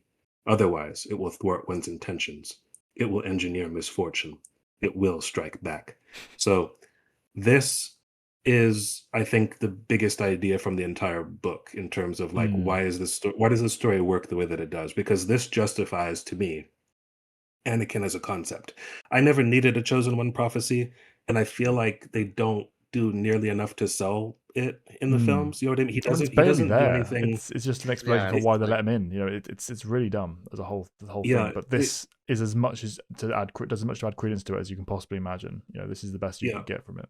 Classic Lucino. Yeah, I mean, and it's also great because it isn't necessarily true. It's what Plagueis has. You get the idea that he's talked himself into this explanation, and it's what he's come to believe. But he wasn't. I doubt Tenebris sat him down and said, "This is the way it is." It's like it's what he's gained his understanding of over years of trial and error, and like his understanding of why certain powers are beyond other Sith, and why only he's able to tap into it, and why his understanding is deeper than others. I think he's seeing in a kind of like mathematical way, like I can show my work way. This is how it works actually. Mm. And there's that bit that you can't ever really, you know, Quantify. anticipate. Yeah, you can't anticipate it. You can't quantify it. You can't be sure. But this is what I believe works. You know what I mean? And these are my reasons for these are my stated reasons for the Mm. belief that I hold. You know what I mean? So it's A really blank cool. thesis, and because Plagueis is who he is to us as a character, you believe it. I mean, for the most Yeah. part, you understand that he's missing the piece. There's that kind of ephemeral bit that he's not willing to dive into and acknowledge. That's the ego thing. That's what the whole chapter is that we've established here. He doesn't quite realize how careless he's being, even as he's saying, "I've been careless. I need to be better." He doesn't recognize the Yeah. bit that he's missing, but the rest of it, The that bit aside, he is right about. He broadly does I think understand the dark side of the Force in a very scientific way, and it's sold to us in a very believable way that doesn't like kill all the drama and the themes and the narrative because it's not yeah, talking about just Yeah. midichlorians. He's got I think he's personality behind it. he's right about the point he ends on. Otherwise, it will thwart one's intentions. It will Mm, engineer misfortune. It will strike back. What I'm not sure about, but what he states just as forthrightly, is the force needs to be won over, especially in work that involves the dark side. It must be reassured that a Sith is capable of accepting authority. That part, I think, is just what he's decided is the case, and what he hopes is mm, the case. Even Mhm. I think that probably it's not possible, but it's what he tells himself every time he gets a little closer to his stated goals, or his mm, imagined goals even. So he's telling himself, I'm getting closer, and you can keep pushing the envelope, surely, but there's got to be a point at which the force has had enough. mm. Hence Mhm. Anakin, you know what I mean? Yeah. So he's rolling it all in the same, batch of certainty kind of a Yeah. thing, so Mm. We that's why I like it, how it works. and even like goes on to say, in that like same sort of like passage, to say that the force works in mysterious ways is to admit one's ignorance. For any mystery can be solved through the application of knowledge and unrelenting effort. As we had our way with the Senate, as we said, we will soon have our way with the force. Silenced by awe, Sidious scarcely knew how to respond. What would you have me do, master? So again, Yeah, it's like that sort of final punctuation of the he's gradually building the sort of intentionality both from himself and what they as a duo can accomplish from his perspective. Again, it's like we will do this, and ultimately we will be gods. That yeah, nice little, it's a very effective escalation of intent without coming off as like sort of supervillain, this is my grandiose sort of speech, Mm. moment sort of thing. Again, it's like you were saying before, like it toes the line between subtlety and sort of what we can expect from this character at this specific moment, in their lives on both fronts. Sidious, yeah, being in awe of like what he's hearing, and like Plagueis just sort of again, kind of pontificating a bit, but also just kind of being like, finally laying down that the gauntlet, so to speak. yeah. Can I back up a little bit? Like that's the point he ultimately concludes on. But I really like the fact that he rolled the Jedi into this, assigning them a certain amount of culpability and everything, Mm. Mm, because I don't. This again is also not necessarily something that needs to be true, and I don't care whether it is or not. What matters is that he believes it, and it makes a measure of sense. But ultimately, it doesn't matter whether or not it's true. It's just it makes sense for how he perceives the world, and it makes sense of why he chooses to keep going along the lines as he's going, despite all the reasons that might tell you, "Hey, danger, danger, don't do this," kind of a thing. He's able to rationalize to himself why it's worth the risk and what the balancing factor is, because it responds to like the idea that the force strikes back, as you mentioned earlier, Callan. Sidious floats out the idea of the Meladians, kind of like, oh, that's what you're getting at, like that's why they almost got you because of how you've pushed the force. And he says, perhaps. And as you said, he skates right past it. He pushes it aside. He Mm. goes, He doesn't but like in to any linger case, on this that. is no, well, no, no. it's even deeper than that. It's like, yeah, maybe, but also it's affecting the Jedi. He says, Mm. perhaps, but in any case, this is why the Jedi Order has descended into decadence and is dragging the Republic down with it, because the Jedi have lost the allegiance of the Force, which is a phrase I love. Yes, their ability to draw energy from the Force continues, i.e., they can use the Force to, grab their lightsabers and batter people around and read minds and all the rest of it. But their ability to use the Force has diminished, and that means that they're no longer the guiding current. You know what I mean? The Force is tipping away from the light and actively into the dark. It's not. It obviously has something to do with their weakness in terms of like what they're able to perceive as far as like the future and getting to the nitty gritty of what their opposing force is in the world, like what their opposing opposite, rather is. They're actively blocked, on some level from sussing out every little nook and cranny of what's going on with the Sith. But he's saying they're not actually weaker in the Force. They just can't Mm. use it to the same degree as they once could, which is a nice point of distinction because it explains why you can get somebody like Yoda, who nevertheless is operating at a bit of a deficit at this point in the game, not personally, but in a holistic sense. You know what I Mm. mean? The Force isn't necessarily with him, to put it the way that Vader might, when talking to Luke. Um, so it's like, and he's blaming them for this. This is the part where I don't need it to be true. I just like that he believes it. Where he says Mm. each of their actions engenders an opposite, often unrecognized consequence that elevates those attuned to the dark side, that buoys the efforts of the Sith and increases our power. Yet our use of that power requires delicacy. We must be alert to moments when the light side falters and openings are created. Then and only then, when all the conditions have been met, can we act without fear of meeting resistance or repercussion? So that's where he gets to the point where he's saying, we're close, we're oh so close, but not quite to the point where we're truly gods, but it's on the horizon. And if we just Mm. do A, B, and C, and if we're careful and attentive, we can make it happen. And that's where we get Yeah. to the bit you already referenced. That Yeah. ultimately is him saying, as we had our way, and we will have our way, kind of And a thing. and So part of that is he's really good. believing his own publicity. I mean, he's seeing the successes they're having in the political front and in the mundane world, all the victories they're facing again and again and again, because everything he's saying there is actually true in that space. But then he's applying it to the metaphysical, he's applying it to the spiritual in ways that he doesn't yet have tangible proof for. He's got hints of evidence for. He's got small victories there, some hindrances here, but when it's directly thrown into his face, what do you mean, like the Millennials? Like you almost died a little bit while back? He's like, yeah, I don't want to handle that broken glass. I'd rather Mhm. just sort of acknowledge the abstract idea of it, but never truly engage with the fact that this is actually happening to us. It's like you said, it's Well, happening to the Jedi.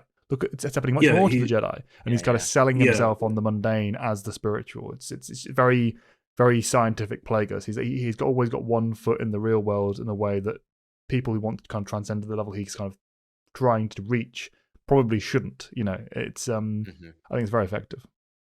yeah. It's like even if that is true, focus on the bigger picture that it's fucking Mm. over our enemies more so than us. Yeah, Yeah. like Yeah. it's the one consoling.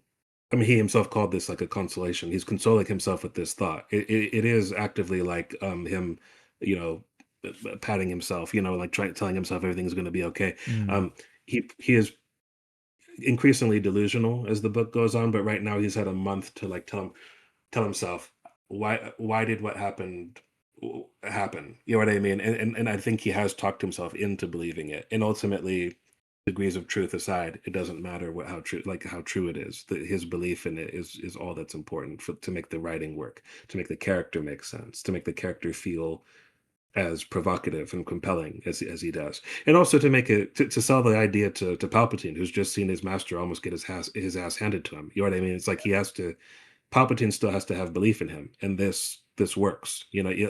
Especially if it is true, but it needn't be. All that matters is that it's a compelling narrative. Mm. So I really like that. Exactly. Um, And I like too that like we immediately switched to him like pontificating on like the higher mysteries of the universe to immediately kind of moving into a more grounded sort of political like mhm, this like we talked about before. This is kind of where we get the whole because war is on the agenda sort of like part of the conversation. That nice the transition it's a big jump, but it's also pretty smooth because again, yeah, it's like, okay, here's what we're going to be doing in the higher world. Now this is what we're going to be doing in the here and now in the material realm.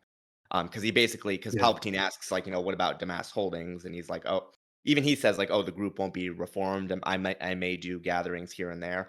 I do like the follow up. I do like the part where he talks about him taking Sand Hill under his wing, Mm. tutoring him to eventually become the chairman of the banking clan. I mean, I mean, it's a nice little, like, because like his dad, that was his friend for all intents and purposes. Yeah, sure. Mm. You know, His partner in crime, yeah. One of sure. his more capable, servants.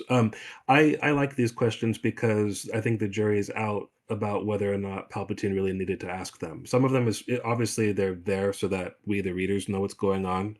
Palpatine probably can guess most of this. That one in particular is a genuine question, I'm sure, like what's going to happen with Damask Holdings. But he also asked Mm. him what will become of Abora, and he says for the time being it can serve as a repository. And Damask Holdings, as you said, he explains the group won't be reformed, and he'll tutor Saniel for assuming chairmanship of the banking clan.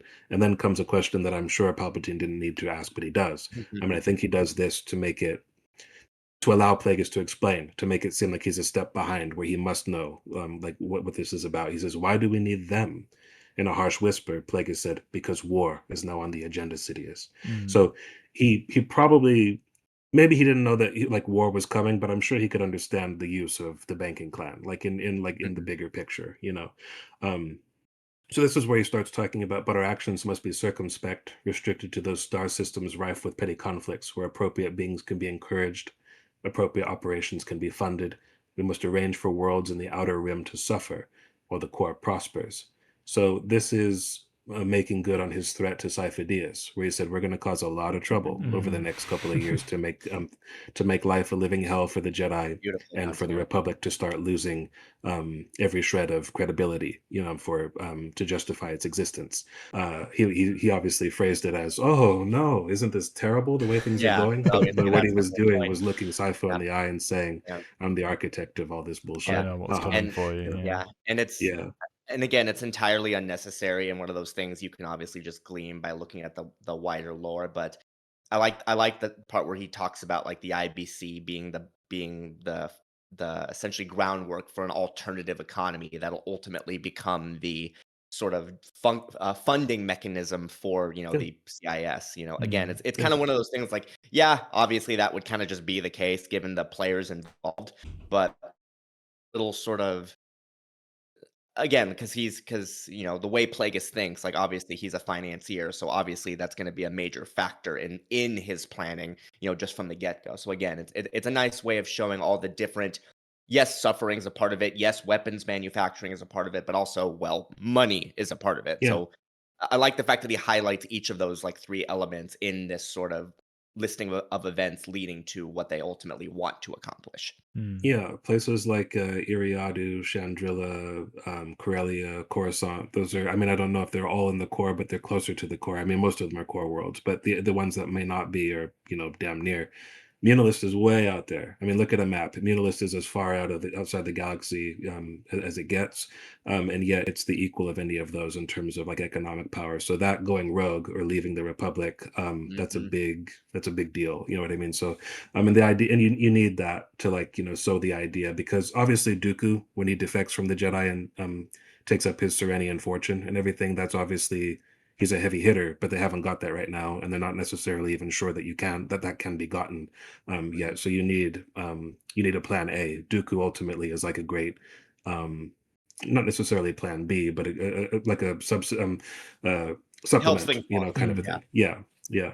But anyway, it's a great. And again, it's that Lucino world building. You know that's all he really cares about. But he blends it in so perfectly with like an actual narrative choice. So Mm. I love that. He has an excuse Yeah, he's not to just listing things for the sake of them. He's actually, like, putting out, like, elements in order of escalation, and it makes sense for this character given the nature of the question itself. Again, this is how you do, reference and world building, things in a tasteful manner that actually works. The halfway point between a storyteller and a world builder is very rarely well placed. Usually, you can see, yeah, in any story Yes. that's coming up, I agree with you. you can either see, Yeah, okay, well, this is just falling flat on its face, and we just have to hand wave away all the details because it's not the point, which is fine, not a criticism. And then other times it's like, well, this story is really dry, like they're just leaning into the data sheets and the logistics and the politics and everything, which can be really fun, but it takes a certain kind of person to enjoy that yeah, on a narrative level. It's not something that's going to yeah, reach a wider audience. But if you manage to get the balance just right, where you're having this layered set of themes and ideas within the narrative and telling an actual character-driven story, but every single factor of the below the surface iceberg world building is holding together and perfectly presented on page at the same time. I mean, that's when you have the secondary world come to life. That's when you have the most textured and rich places where you can really explore every facet of a world through story. You know, politics, culture, science, everything. It just comes together because it's all there and it's all holding together as this larger tapestry. It's what Star Wars is amazing for when it's done really well, because you've got that already established. You know, you've got this world to draw on and use for your ideas. Lucino is the patron saint of tying it all together in the perfect way, which is what, as we said a million times, this book is. Yeah, and then he goes on to say, our success will be measured by signs and portents. Now, I think that's an interesting use of language, because a portent, and I looked that up, is a sign or warning that something, especially something momentous or calamitous, is likely to happen. So Calamitous? It's an interesting. Was that the word? Yeah. Calamitous? Is that what it says? Calamitous. Sorry, did I mispronounce that? Oh yeah, calamitous. My mistake. Is likely to happen. So it's an interesting. That's a good Sith name, Darth Calamitous. Anyway, actually, yeah, that kind of works. Interesting. I'm Yeah. surprised they actually haven't done that. Yeah. I mean, Darth Havoc is a thing in like Crate's era. So I'm he was kind of cool, actually. Like very not important at all, but he was pretty cool. Anyway. yeah. No, he was kind of neat. But I like the fact that he sort of, again, the use of language. He's like, it's drawing a line between the things that we can directly see happening in the moment, a sign, or a portents, our success, where we as Sith can logically see where this specific thing is going to lead to elevating our success in the future. Again, it's unbelievably minor, and he honestly didn't need to distinguish that. He could have just used one word or the other, but I love the fact that he puts that distinction there, because it also reinforces the fact that if they're going to do this, we need to be layered thinkers, both in the now and in the future. Whether or not Plagueis himself succeeded in that in all fronts is obviously a big part of the tragedy. But again, I'm just on a pure use of language. I really do appreciate that little bit. I do too. It works on many levels. Number one, I love that before he says it, because it's pretty airy-fairy. You know what I mean? Our success will be measured by signs and portents. But before he says it says, Plagueis looked directly at Sidious. Now let me say something kind of fluffy, but I've locked eyes with you. But you know what I mean? So like I'm trying. And also, we don't believe in fate, really but I'm going to do nothing but allude to fate right now. Well, and then there's also the fact our success will be measured by signs and portents. So will our failures. Look at this. look at me. Like, is this not like a big flashing like? We don't look at that. We don't measure those. Yeah, you know. So it's we don't talk about those. We don't think about those. So he's right in a way, but what it is more like he's excising a certain measure of truth from everything. The ugly side of the truth from everything he's saying, or he's speeding past it, as you mentioned earlier.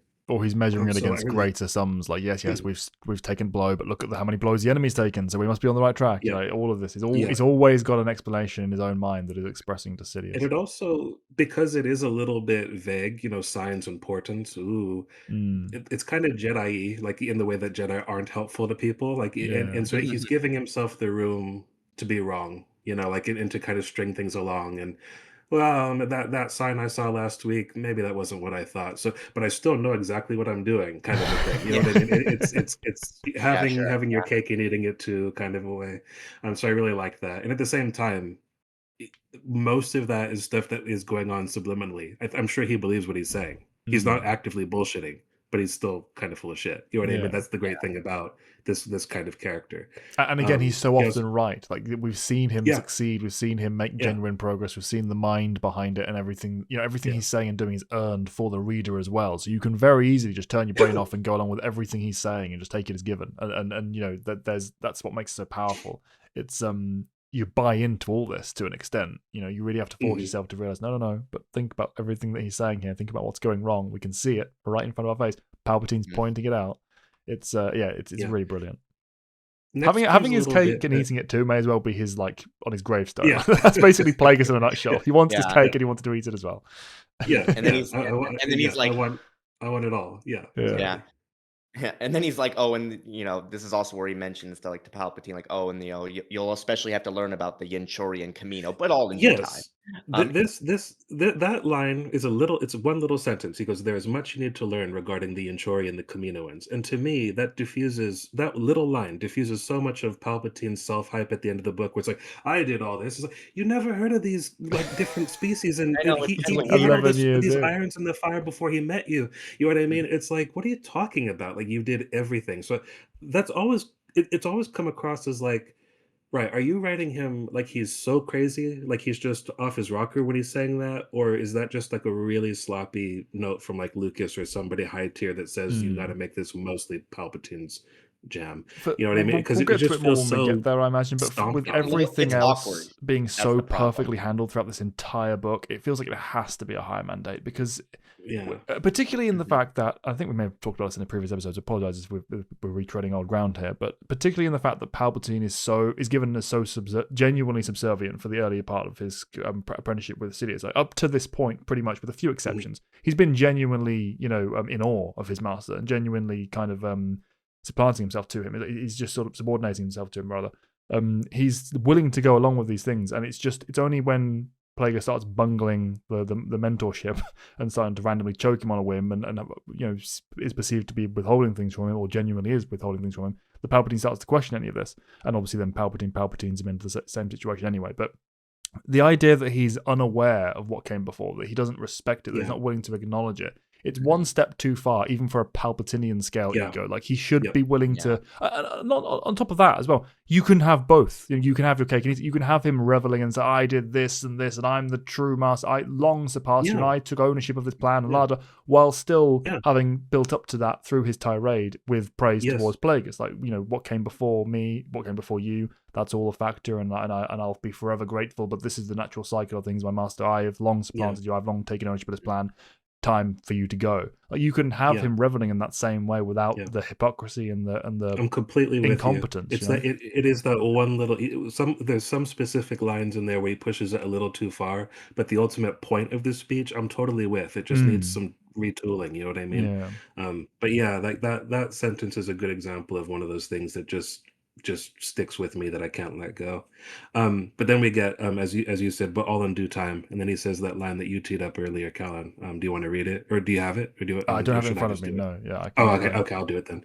But all in due time. For now, Sidious, know that you are the blade we will drive through the heart of the Senate, the Republic, and the Jedi Order, and I, your guide to reshaping the galaxy. And then we get one of my favorite sentences in the whole book. I love it.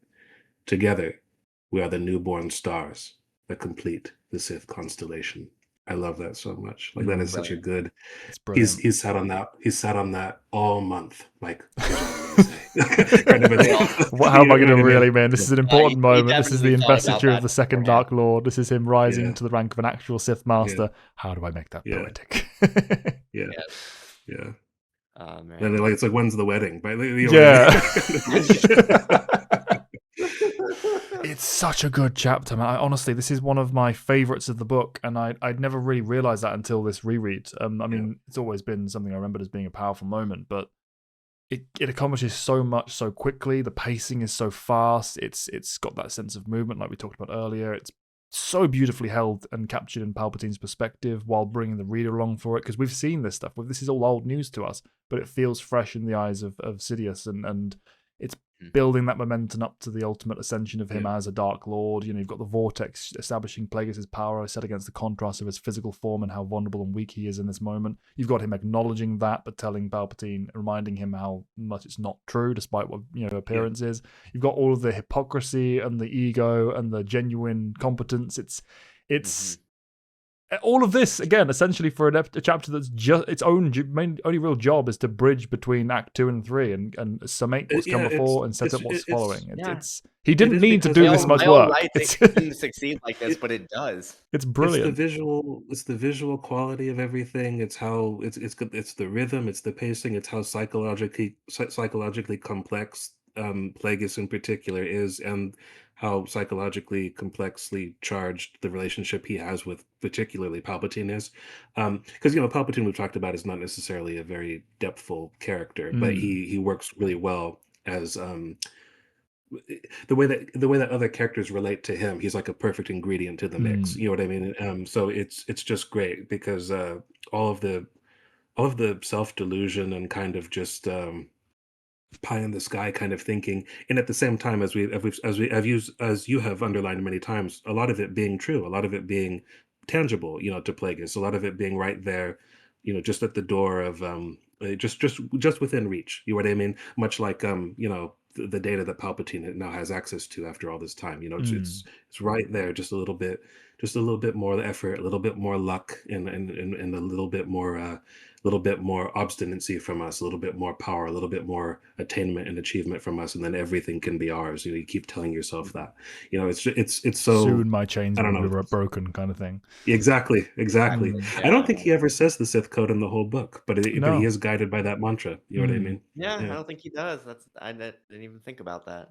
yeah. Yeah, I've never thought about He's it above it. consciously He's above it, myself. right? He Yeah. embodies it. He doesn't need it anymore. yeah. He's not going to be He's Maybe. above reciting it. it to anyone else in the future. Yeah, He's not going to induct anyone into yeah. that because he's the last in the line. I So who cares? As we'll close on that because that's the chapter ending, which is great. But Mm. Yeah, but before like, that, we actually have the his stumbling into the knowledge of Maul because Sidious lets that one out of the bag yeah. finally. Like, oh, by the way, I Eh, have this baby. yeah. God, this is a and brachioed I baby. Yeah. have had him for like a year, For a by the year way. and He not just like told you yeah, exactly, but I've saved it yeah, for just the right moment where that's not going to be something that you take issue with.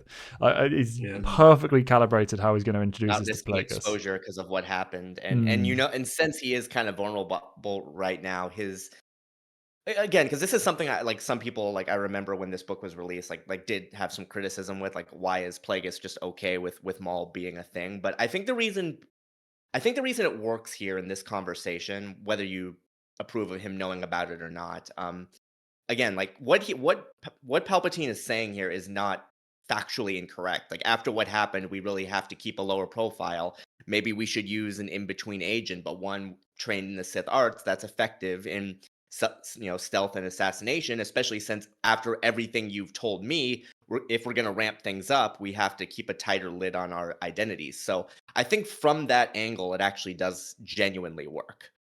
Yeah, I think a lot of it is also kind of like some of the consternation people had about it. It depended on how favorably they viewed Maul. Like some people thought he was really being shortchanged by being demoted to like never a true candidate for Dark Lord, and at the same time, I feel like that fits with the vibe of his original presentation quite well Mm. because he was described many times as like a living weapon. He um he I think in Darth Maul Shadowhunter he kind of states the fact that if Palpatine so ordered he would take his own life. So that's how that was the length of his devotion to him. The true Sith would never. Like you know what I mean? Mm. Like anybody who's going to actually be want to be Dark Lord. I mean Xana would never do that. Even child Xana would never do that had Bane told her to. She would have said, "That's it. I'm out of here. I'm finding my own way. Whatever. Mm. I'm Yeah. done with you." Or she'll go down trying. She'd die for trying. Like Mm. and Xana's far from the most interesting Sith in my opinion, but she's got just that Obstinacy. quality to her Mm. that yeah, there's no way she'd be okay with it. Um, so I'm kind of okay with the idea of him being thought of as lesser, but what I think works pretty well is the way that this book kind of threads that the eye of the needle pretty carefully there because the way that it comes off, not necessarily in this chapter, but in its entirety, is that I get the feeling that Sidious was making up his mind as he went along how seriously he took Maul. Mm. Yeah. Because he makes a very offhanded comment at some point where it feels to me like he's offended at the idea that uh, at some point Plagueis mildly criticizes the way that Palpatine has trained Maul. And that bothers Sidious, even though he doesn't say it in the moment. So there's a part of him that goes, "I can train an apprentice just as good as you can," kind of a thing. And at the Mhm. time, his only And frame of reference is Maul. yeah. So And mhm. adding to that too, it's worth noting that, like, while he refers to Maul as someone who can be disposed of when necessary in this section, many years from now, later on, Yeah, in the book, he sort of describes Maul as like having, once they win, how's he going to adjust to civilian life? As yeah, Mm. though, oh, we're not going to kill him. We're going to keep him around. Don't worry. But how is he going to adjust? That level of consideration is definitely a big step. So I Mm. think that also really adds to that idea. And he can get himself in the frame of mind to consider that because he doesn't see him as a threat. The way that he's building Yeah. Maul is always going to be he's just a useful tool. I'll dispose of him whenever I need to. I Therefore, I won't need to because he's just a tool. Why would you get rid of a tool? I'm smart. Also, just because you raised the question about he says I can raise an apprentice just as well as you can, Plagueis. I don't personally believe that. I think that Palpatine is predisposed as a person, as an ego, as a character. He's not someone who would ever be able to train a full Sith Lord, even if he wanted to, which he's not inclined to anyway. No, yeah, He's I Not once you I get succeed him, yeah. yeah. I get what you mean, but I just mean the character. He is offended at it, so Oh no, that's for his sure, reason yeah, for it. You exactly. know what I But mean? I Yeah. just as a theoretical thing, I do think that he's actually a worse teacher than Plagueis, because Plagueis is willing to elevate someone up to almost his level and believe that there's a balance to be maintained with that state. Palpatine would never train Yeah. anyone to be even close to his level. It's not something that he's ever going to concede. Every apprentice is to him a tool, an asset to be Well, used. yeah, I don't know, because what I was gonna say before you mentioned that, which is it's a fair point, but the bit that's always been strange to me, and I think it's been because of inconsistencies within the narrative, is the way in which precisely what he expected from Anakin. Mm, Because half of the time it feels like he really does view him as like the perfect force wielder, or at least in potential.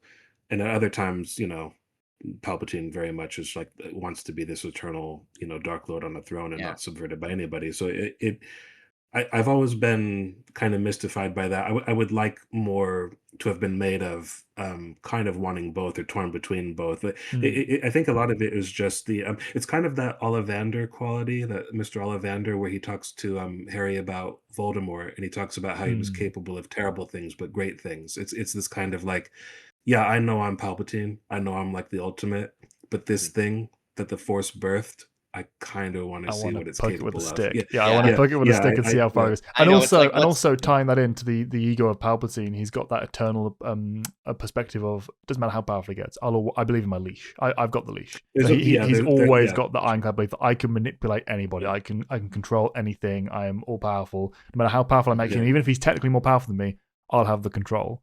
which makes yeah, Luke's ability to get through to Vader in Return of the Jedi and his betrayal of Sidious all the stronger, because yeah, Yeah, Luke did exactly. the one thing that Palpatine never in a million years thought anyone could do, that being to yeah, break that very leash you were talking about, Calvin. So Mm. yeah. yeah, I would say it's all very consistent. And again, just tying it back to Maul, the level of the bond that he sort of forms with him, it's like it is definitely the implication here is even he underestimated how far that would go. I mean, Yeah. he even sort of like I hate to jump ahead and again, but like him referring to Maul as like his myrmidon, as he's talking to It's Plagueis, always bothered he me. almost But yeah. again it is kind of keyed up as like, oh, like yeah, I actually there's something here that we formed, whether intentional or not, and again, kind of adds just more credence to some of his actions in the ultimate betrayal as well. Yeah, Mm. and I think that gets kind of hazy when you take into account TCW, which this book was forced to kind of rope into or tee up as well. Like, I mean, I don't know what they were going for there really, and that's not my brand of mall. I don't care for that so much. But um, it, but no matter what you want to take into account, which books or which cartoons or which view, I like that they leave enough room for the idea that Palpatine has room to change his opinion as time goes on, because Mm. especially early on, he has no notion of Anakin, because the way that it's presented here, of course, Anakin wasn't part of the plan. Anakin is this, Anomaly. uh, yeah, Wild this card. anomaly that This yeah, striking he's back. yeah, Yeah. But that's the he's a ego again. I'm gonna put a yeah, leash on even the thing the Force sent my way. I'm gonna dominate. I'm gonna have sure, my way with it. It's that same perspective. But also sure, And tying into the perspective of the Sith as well. That not willingness to, although the flying by the seat of his pants aspect with Maul. Like I'm not really sure about what I'm gonna do here, but I'm gonna change. I'm open to changing my mind. It's part of that whole I'm free. I can do whatever I want. What's the risk? yeah, If I can Mhm. choose to carry this as far as I need to because I'm Sidious. I can do whatever. I like that he's not Mhm. any restriction or lack of that he's putting on himself. It's purely in the yeah. headspace of I can do whatever I want. When the lion's hungry, Mhm. he eats. There's a yeah. It's I mean, the part of it is it's the age old tradition. I mean, Bane saw in Xana this thing that he knew from the beginning uh, might one day surpass me, and he's the Sith that honestly wants to be surpassed. And Mm, there's that Mhm. great bit. I mean, I criticize the Bane books pretty heavily because of their writing qualities, not necessarily to my tastes anymore. But there are standout moments. But there's that one bit early on where he's explaining the different ways that the dark side can manifest itself, in different kinds of people. People have different specialties. He talks about how he's kind of driven by like a more elemental power within the force. That's why he can summon, telekinesis and force storms and lightning, everything like that, like very easily. And he talks about like stealth for other people, the other permutations of the force. And he pauses, and he's holding like these tomes of the sorcerers, and he's not sure. It's almost like, am I going to tell her this or am I not? Yeah. Okay. If I'm everything that I tell myself I am, I've got to Mm. tell her. You know what I mean? So he goes, The one and then he thing he is explains not a is a rare hypocrite. few. Yeah. Yeah, An exactly. example, But and again, there's a one of those. temptation to be one because yeah. he's playing with fire. You know what I mean? Exactly, That's the yeah. point, right? And so But you get the same thing here because when Plagueis met Palpatine, well, he took some time to realize he had the Force, but once he did, he said, "This guy's like like really exceptional," and he told himself what a cautious taming he would require. So Mm. he's saying, "This is dangerous, but I'm gonna do it." There's that. There's It's that. the It's that. temptation, It's the yeah. same Like thing. he what the It's wants the to, Sith. no, same and he thing. wants Yeah. to, he wants to Yeah. test himself too. I think that's also something too, just with the underlying philosophy of the rule of two and the way that it's structured. There is, again, even with the ego, even with the eventual downfall, one consistency that I always liked is, even the most self-centered rule of two Sith master, there is that underlying desire to test themselves as a teacher, to prove themselves as a teacher, to like, okay, what can I really do? Like, Mm. how can I pass my knowledge on, and what can I gain from this individual, even though I am taking a fundamental risk. I love that because it shows that, again, it's one of those doctrine, like, again, Bane, he walks his talk. Mm. That's kind of the big thing, and the fact that not all Sith Lords adhered to that in the same way that he did, but at the same time, there is that small thread of wanting to continue that legacy, however it might be warped. It's another thing Mhm. very true to life at the moment with the present day and everything going on in the world.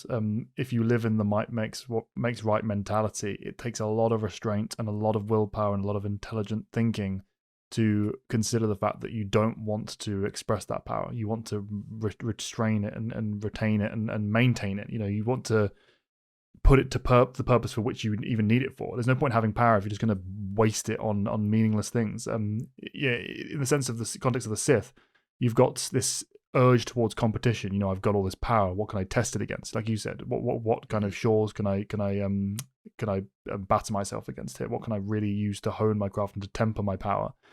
So there's always that temptation of, let me find the new summit to climb. Let me find that new point to prove. That Bane's always chasing. Yeah. But he, like we said, he is not a hypocrite. He will continue to do that, and it's almost what we talked about with the Jedi's acceptance of death. He will go with acceptance into death, as provided his point has been proven. He's got an argument to prove and a case to make. That's what makes him so powerful as a Sith, in the philosophical terms. In terms of what resonates with him as a character, makes him interesting. Yeah. People like Plagueis and Sidious, they don't have that. They have their personal power to prove, but they don't have the psychological, philosophical point to make because they don't care about any of that. Yeah. That's why I always say I respect Bane a bit after a fashion for that one quality. You know what I mean? It is. He walks the walk. I don't know that you could say it's unique, but it's highly unusual, especially so among the prominent Sith. You know what I mean? The prominent Sith characters throughout the timeline, and he's the founder of the Rule of Two dynasty. So I mean, if he didn't believe it, then the whole thing would just be tits up and dead as a concept. You know what I mean? So it's good that there's no sign that it died immediately with him. I mean, there's every sign. If Xana continued to live as she did after the point that we no longer follow her story because the books end, she is the same as he is, or in the same tradition. You know what I mean? The same for Cognis. You get the idea that it fell away at some point, but.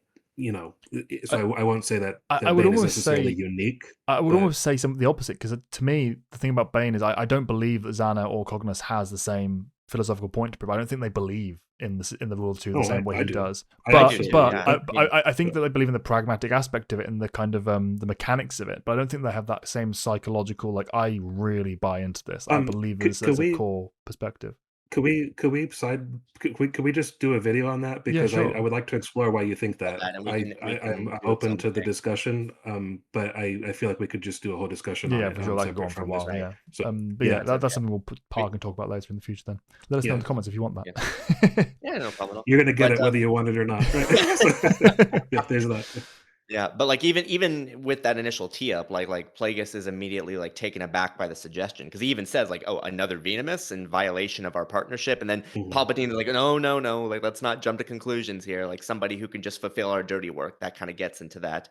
And then of course he immediately kind of like, "Oh, that's what you're saying. Okay." So then that allows to excuse me, an escalation of like, what they want for Maul.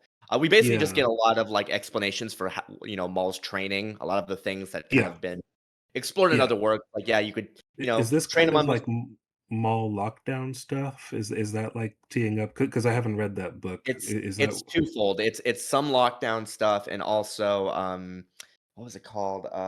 is there Life and something called Wrath of Darth Maul? Is that another Yes, thing? it is like Okay, the okay, Wrath of Darth Maul. It like because like he brings up this training facility and this yeah. I instructor was named gonna like say that Trevor. Like seems so specific. It's got to we be from straight up something else. we straight up see that like him bringing Maul to that facility and have him be trained. That's where he learned a lot of his unarmed fighting techniques and all of that. So again, We've that's all been we've tee been up. asked to cover that. I'm fine with covering a few canon things here and there, provided that there's interest in it. That's something that I think commenters that have is. wanted I us don't to think do. that's a canon I was thing. gonna I say think that is that's legend, isn't it? that's not. Yeah, that's a Legends thing. Yeah.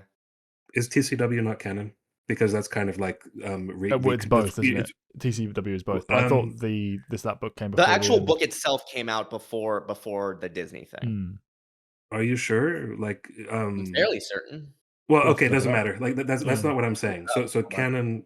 canon doesn't start with Disney is what I'm saying. Like, like what I'm saying is TCW is folded into canon, right? Hmm. That's what I'm getting at. Yeah. In all of its like material that survived, right? I'm not Yes. Yeah. saying that canon started with that obviously the TCW came before Disney.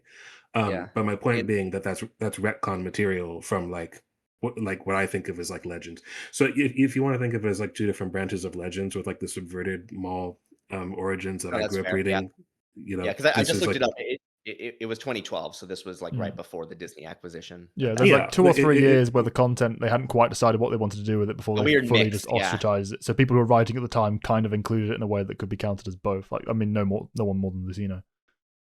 Mhm. I to me it's like we're kind of splitting hairs here. My point being, it's the revamped mall. Like it's not the Hmm. original mall. Yeah. Okay, so my point is, I'm willing to look at like certain. I'm willing to spend my time looking at certain sources, provided there's an interest in it. And we've Yeah. been asked to cover those mall Mhm. stories at some point. Even I probably won't accept them in the same way that I do like Shadow Hunter, for example, because I am nostalgic for that. I grew up with it Hmm. as a kid, but I'm willing to look at it for the channel just to evaluate it on its own merits and everything. So maybe we'll look at Mhm. that later this year.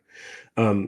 I thought But it yeah, was really funny how like he was asked Sidious was where's Maul, like where's he been all this time, and he says, I brought him to the accounting facility that Damask Holdings maintains on Mustafar.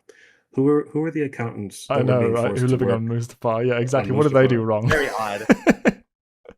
I A don't get place that that would at go all. on Like Can't like I Jabba's that, can't see castle there and being a down. lot of, yeah. like, opportunity for that on a planet like Mustafar, but who Yeah, knows? Maybe we're missing yeah. something. Maybe I lava mean, farming is a lot more lucrative than we ever would have guessed. they're Who knows? obviously working, like, remotely, but why have they been relegated that's their station? Like, that's just Exactly. I mean, that's ridiculous. I also like the side business that they had used that as a place to, like, dispose of, evidence and enemies before, Boss Cobra's reclamation station, became, like, the go-to spot. Hey, So, look, if you need to destroy evidence, I mean, yeah, volcanoes as good an option as any. It's like they sure, were tossing a sure. corpse into the lava at one point and looked around after brushing their hands off and went, there's probably some money to be I'm made sure here. I'm Just thinking, I'm sure I the reckon we only should get our guys to look into this place. I I'm know. sure the only reason why they switched over to Boss Cobra's station is because it's a shorter trip. You know what I mean? Yeah. Like, I'm Probably. sure that's the only reason, but yeah, then we get the bit at the end, with we talk about the force provides, right? So, should I read it or does anybody else want to do You it? Or go does for it. anyone else? Go ahead. Okay. So, uh, he gives his orders about Maul. It says, here's what you're going to do with him, and don't do anything without my say so. And Sidious is like, I understand, Master. And then he says, the Force provides, Sidious. Plagueis said after a moment. Again, he's conjured some rationale for this, just telling himself this is the way it is. Oh yeah, the force is just Yeah. letting me do this. It's all good. Yeah. As nature provides more male beings in the aftermath of war, the Force, ever mindful of balance, provides beings strong in the dark side when light has ruled for too long. This Zabrak bodes well. The Sith Lords who follow us will pay tribute to your wisdom, Master, Sidious said, in earnestness. Again, in earnestness. Yeah, I Such know. important words Yeah, for the ending of it's this his story. perspective here. Yeah. It's From not Palpatine. Plagueis reading him. Palpatine Yeah. actually means that, even while Yeah. this is a seed that he's just fed. I mean, he's basically just spoon-fed this point into Plagueis' mouth. Yeah. And so he should be reveling in the haha, I got my way with Yeah. Maul. But even then, no, Yeah. he's genuine about this. Yeah, He the truly believes this way. Or thinks it's the way at the moment. spirit of the rest of the book just doesn't quite jive with the way that last passage is written. But we'll say that again. We'll say that time and time again as we get closer and during the actual analysis of the final chapters. But anyway, so the Sith Lords who follow us will pay tribute to your wisdom, Master, Sidious said in earnestness. Plagueis stood and touched him on the shoulder. No, Lord Sidious, because we are the end of the line. He gestured broadly. Everything done here has been done for a single purpose, to extend our reign indefinitely. I love that. I love that he stands and touches him on the shoulder. There's something, he already named him Darth Sidious a long time ago, and he's not a Padawan turning into a knight, but this feels like a dubbing. It feels like he's being dubbed, like when he does As I that, see the master. and he doesn't use a lightsaber to do it. It's with the physical touch, that bit of closeness, a real bond or an attempt at one, as close as one can get between Sith. It's Particularly very this Sith as well. He's not a very touchy Sith, so Yeah. it's not like it would be Yeah. Bane with Zanu in a similar way. That would be less powerful than this. This is the Yeah. clinician. This is the scientist. Stepping away from the coldness and reaching out, even in his weakened state as well. Let's not forget. Yeah. To kind of make this point and say, no, I've built up this moment. You're finally welcome to the fold. Welcome home. Very, very much that, and it's the kind of thing. It's so dramatic that this isn't real. No one does this in their real life. Gesturing broadly, everything done here. But I mean, well, I presume there must be some people, right? But yeah, not in day-to-day life, that's for sure. I'm not complaining. I mean, it's just no, I know. But it's because Star Wars is a space opera. So if you were watching this as a stage play, I mean, that it's just such a beautiful direction. I love that. The last thing I'd like to do, that is the end of the chapter. But because of the whole the winning and losing of the Force, of the allegiance of the Force passage, the ideas shared there. Again, the question of belief and self-delusion, and also the measures of truth that are involved in all that. I've always thought that's part of the selling point of the book for me. It's one of the things that it contributed most heavily to the actual story of Star Wars, that just makes it important, beautiful, thematically resonant, more whole than it was before this book was published, kind of a thing. I love that. But the other thing is that I think it works really well with the poems that Matthew Stover wrote throughout the course of the Revenge of the Sith novelization, that were all about the dark and everything like that.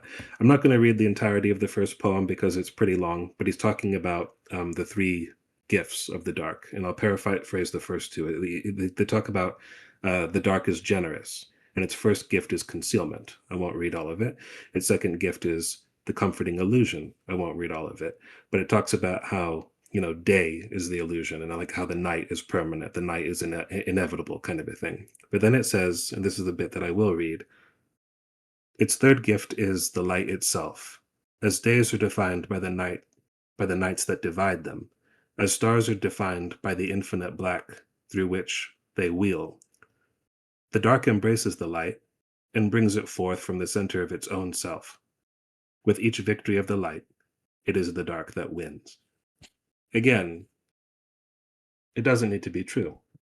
It just needs to be believable. And that kind of philosophy is clearly what Plagueis has grown accustomed to telling himself. And it's such a beautiful choice because that poem, I'm sure, influenced the way that Lucino, conceptualized the character's psychology. And it's just that great blending of everything that came before, which is what this book is all about, honoring the whole continuity and giving it a real powerful shape and resonance and purpose and repurpose and redefinition in some places. So Mhm. yeah, I just really this is one of my top chapters. It's an embarrassment of riches. I don't know if this is my favorite chapter. I'm inclined to think no. There's probably others, but it's got to be a candidate. It's got to be up Mm, there. definitely. Yeah. It's a superior quality. I Just mean, really I great. just yeah, I just think structure. I'm in total agreement. I just think structurally, like despite just again, by all rights, this shouldn't succeed at the way that Yeah. it does, given the intent. Like, given the intent, this is literally Mm, wrap up, set up the chapter. This, like, at mm, its core, like intent, that's what it is. But it's so richly written, so dang it all, richly woven with like detail, and everything succeeds in the way that it needs to do because of the way that it uses its time well, and it also just it's dripping with atmosphere and characterization, and it just feels natural to the overall narrative that this entire book is meant to signify. So yeah, again, I just talk about a lightning in a bottle chapter. It's just absolutely brilliant. and Maybe again, maybe when as we we've finish this whole series, we should just do maybe like we like crescendo it with like our top 5 chapters, from oh, for each Sure, book. sure, yeah, let's absolutely, yeah. include Let's that in the commit to that, final yeah. episode. Yeah, In the yeah. final episode, we'll end on that. Yeah, that Yeah, works. absolutely. And on top of everything we just said there, because I'm with you. even before you get to the fact that this is the great tapestry tying magnum opus of bringing everything in the EU together and tying it up into making it Mhm. this great beautiful story and package for just a Star Wars fan. Before we even talk about any of that, I genuinely believe this is one of the great works of literature of our time for how it's It's telling the really, story. yeah. It's the Yeah. craft, the scope of There character, the will there will never be another book like it. yeah. Because of No. the scale of I the mean, universe that it's adding to. I mean, yeah. it's just it's There, very unique, as you said. And the characters it's telling the story around as well. This is a chapter through Palpatine's perspective. This is a chapter that is attempting to root us in the mind of Sidious, humanize him to an extent. Something that we've talked about time and time again. We didn't want, we don't need. This is not a character you want to do this for, Mhm. and yet he's Yeah. doing it, and he's doing it amazingly. You will never get better written play. Not Plagueis, sorry. You will never get better written Palpatine than you do in Mhm, this book, and it's told mhm. through the lens of the apprenticeship, which is again a part of his life that we shouldn't really need to feel the need to see, given the fact that Yeah. we're introduced to him as this ethereal kind of cosmic horror force of the Emperor. He's timeless. He didn't need to be. We don't need to see young Palpatine, but he's doing it and he's making it work. And I mean, it doesn't Yeah. get high. You can't get higher praise than that as a writer. It's amazing. To say nothing of everything else we've talked about. So yeah, I love this Yeah. chapter. What Absolutely, a definitely top chapter. 5. You could teach classes on this chapter, right? On this book as a whole. But the fact that the Yeah. great tragedy of Darth Plagueis the Wise, you might say, is that no one will ever know about the quality of the story on top of that, because of the fact that one, it's Star Wars, it won't be taken seriously as a literary piece for that alone, which is a crying shame, but I understand why. But also the sheer scope of the content. This was the swan song to the EU. This was the perfect magnum opus tie-in for Yeah. everything that has Mhm. come before. Absolutely. It ties everything together. Every tiny reference is connected to something, even if it's one piece of one issue of one comic run from like 15 years prior. Mhm. So even if you manage to get this to someone who really appreciates good art and really appreciates literature and would really enjoy the book for its own sake, they will never be able to touch the whole of what it represents and what it kind of pulled off without Yep. going into decades of Star Wars content where they Yeah. may not be able Yeah. to enjoy the same way, and certainly it doesn't reach the same level of high art for most of it as well. So it is Yeah. a crying shame that this book is just sort of Uh, sitting there under under the radar, forgotten to time, to anyone who isn't a major Star Wars fan. Even Star Wars I'm EU with you. fans, That's not that's one of everyone's the read this reasons we book. do this. Yeah, it's one of I the reasons I we do this in the first place, because it deserves that recognition. Mm. I think the only thing more tragic than what you said, that it is not likely to be taught in a creative writing class, is the fact that some Star Wars fans will go out of their way not to read it, specifically because it's not canon. So that's terrible. Which it's like, please Yeah, don't there's let that as that well. dissuade you. Like Yeah. There's you that look as you well. like if you're a fan of literature, you really do owe it to yourself to check out what this thing has. It's like I mean, there aren't too many Star Wars books that I would recommend to just people who aren't fans. And like, Yeah. but I will say this, like it's one of those weird cases where it's like I would recommend this to someone who just appreciates good writing. But if you're Mhm. not a Star Wars fan, like you were saying, Callan, this being the magnum opus, there's a lot that you won't appreciate it in the same way that I think the author intended, unless you have some idea going into it. So it's one of those double-edged sword sort of things. It's one of Yeah. the best Star Wars books ever written, but it's also like not immediately accessible to non-Star Wars fans, ironically. And even if it is accessible, it's not fully appreciable. You know, you really wouldn't get this. One day in the future, I mean, 10 years from now, probably, we will do a video that is a timeline of every piece of Star Wars content you should consume in a row. Just cross-reference every little thing. Yeah, exactly. Just to start, we'll start here and read all the way through. And, you know, we'll have like pause breaks to switch era for a bit or to go back in time, whatever. And we'll go chronologically how you should approach and target and read Star Wars from our opinion. And this will be the last book on that timeline. Yeah, exactly. This will be the last one. This will be like, okay, congratulations, you've read it all. There's more to it, but these are all the best bits. You've loved it, you've absorbed it. That is Star Wars, and the book will close on Plagueis, and that is the end of the journey. And now go check something out. Now go start 40K. Good luck finishing that. Oh boy. There's only a slight smidge of lore to. I just had a vision of like, you know, like, okay, now this is a reference to KOTOR, so now go play KOTOR and then come back to. Yeah, it's we will do that though at some point because it's there's a lot to Star Wars to be appreciated, and this is the I'm telling you, I think he did because he referenced the Gino Haradin for like one line in this, and I think that means he forced himself to play KOTOR, and he's probably not a gamer, and just was like, I gotta know. That's the real trick. Like he's somewhere in his like 2 houses back in an old study up in the loft or something. There is a tome of like Star Wars research that led him to create this, and I would love to sit down just to talk to him about it, just to see what his research process was. I'd love to hear about that. Also, I should say before someone catches me in the comments, I am being ageist because he's like almost 80. Maybe he is a gamer, just like a really early course, gamer. Yeah, it would be unlikely though. But it's a fair guess if you had to shot in the dark. But anyway, just wanted to get that in because this book is even for the best fans of it, it's underappreciated for my money. Yeah, I'm with you. It was a worthy investiture. Yes, absolutely. But let us know in the comments what you guys think about this chapter. I certainly didn't expect to come back to loving this as much as I have. It's again because of the content. It's kind of one that can slip through the cracks a bit when you remember the overall book as a whole because there's so much going on. Let us know what you think. We hope you've enjoyed our discussion on chapter 21, Investiture, for Star Wars Darth Plagueis. I'm Cal, and I still have an outro. This is Matt. Thanks for listening. Have a great day. Evanova95, we hope you guys enjoyed, and we'll see you guys later. Goodbye.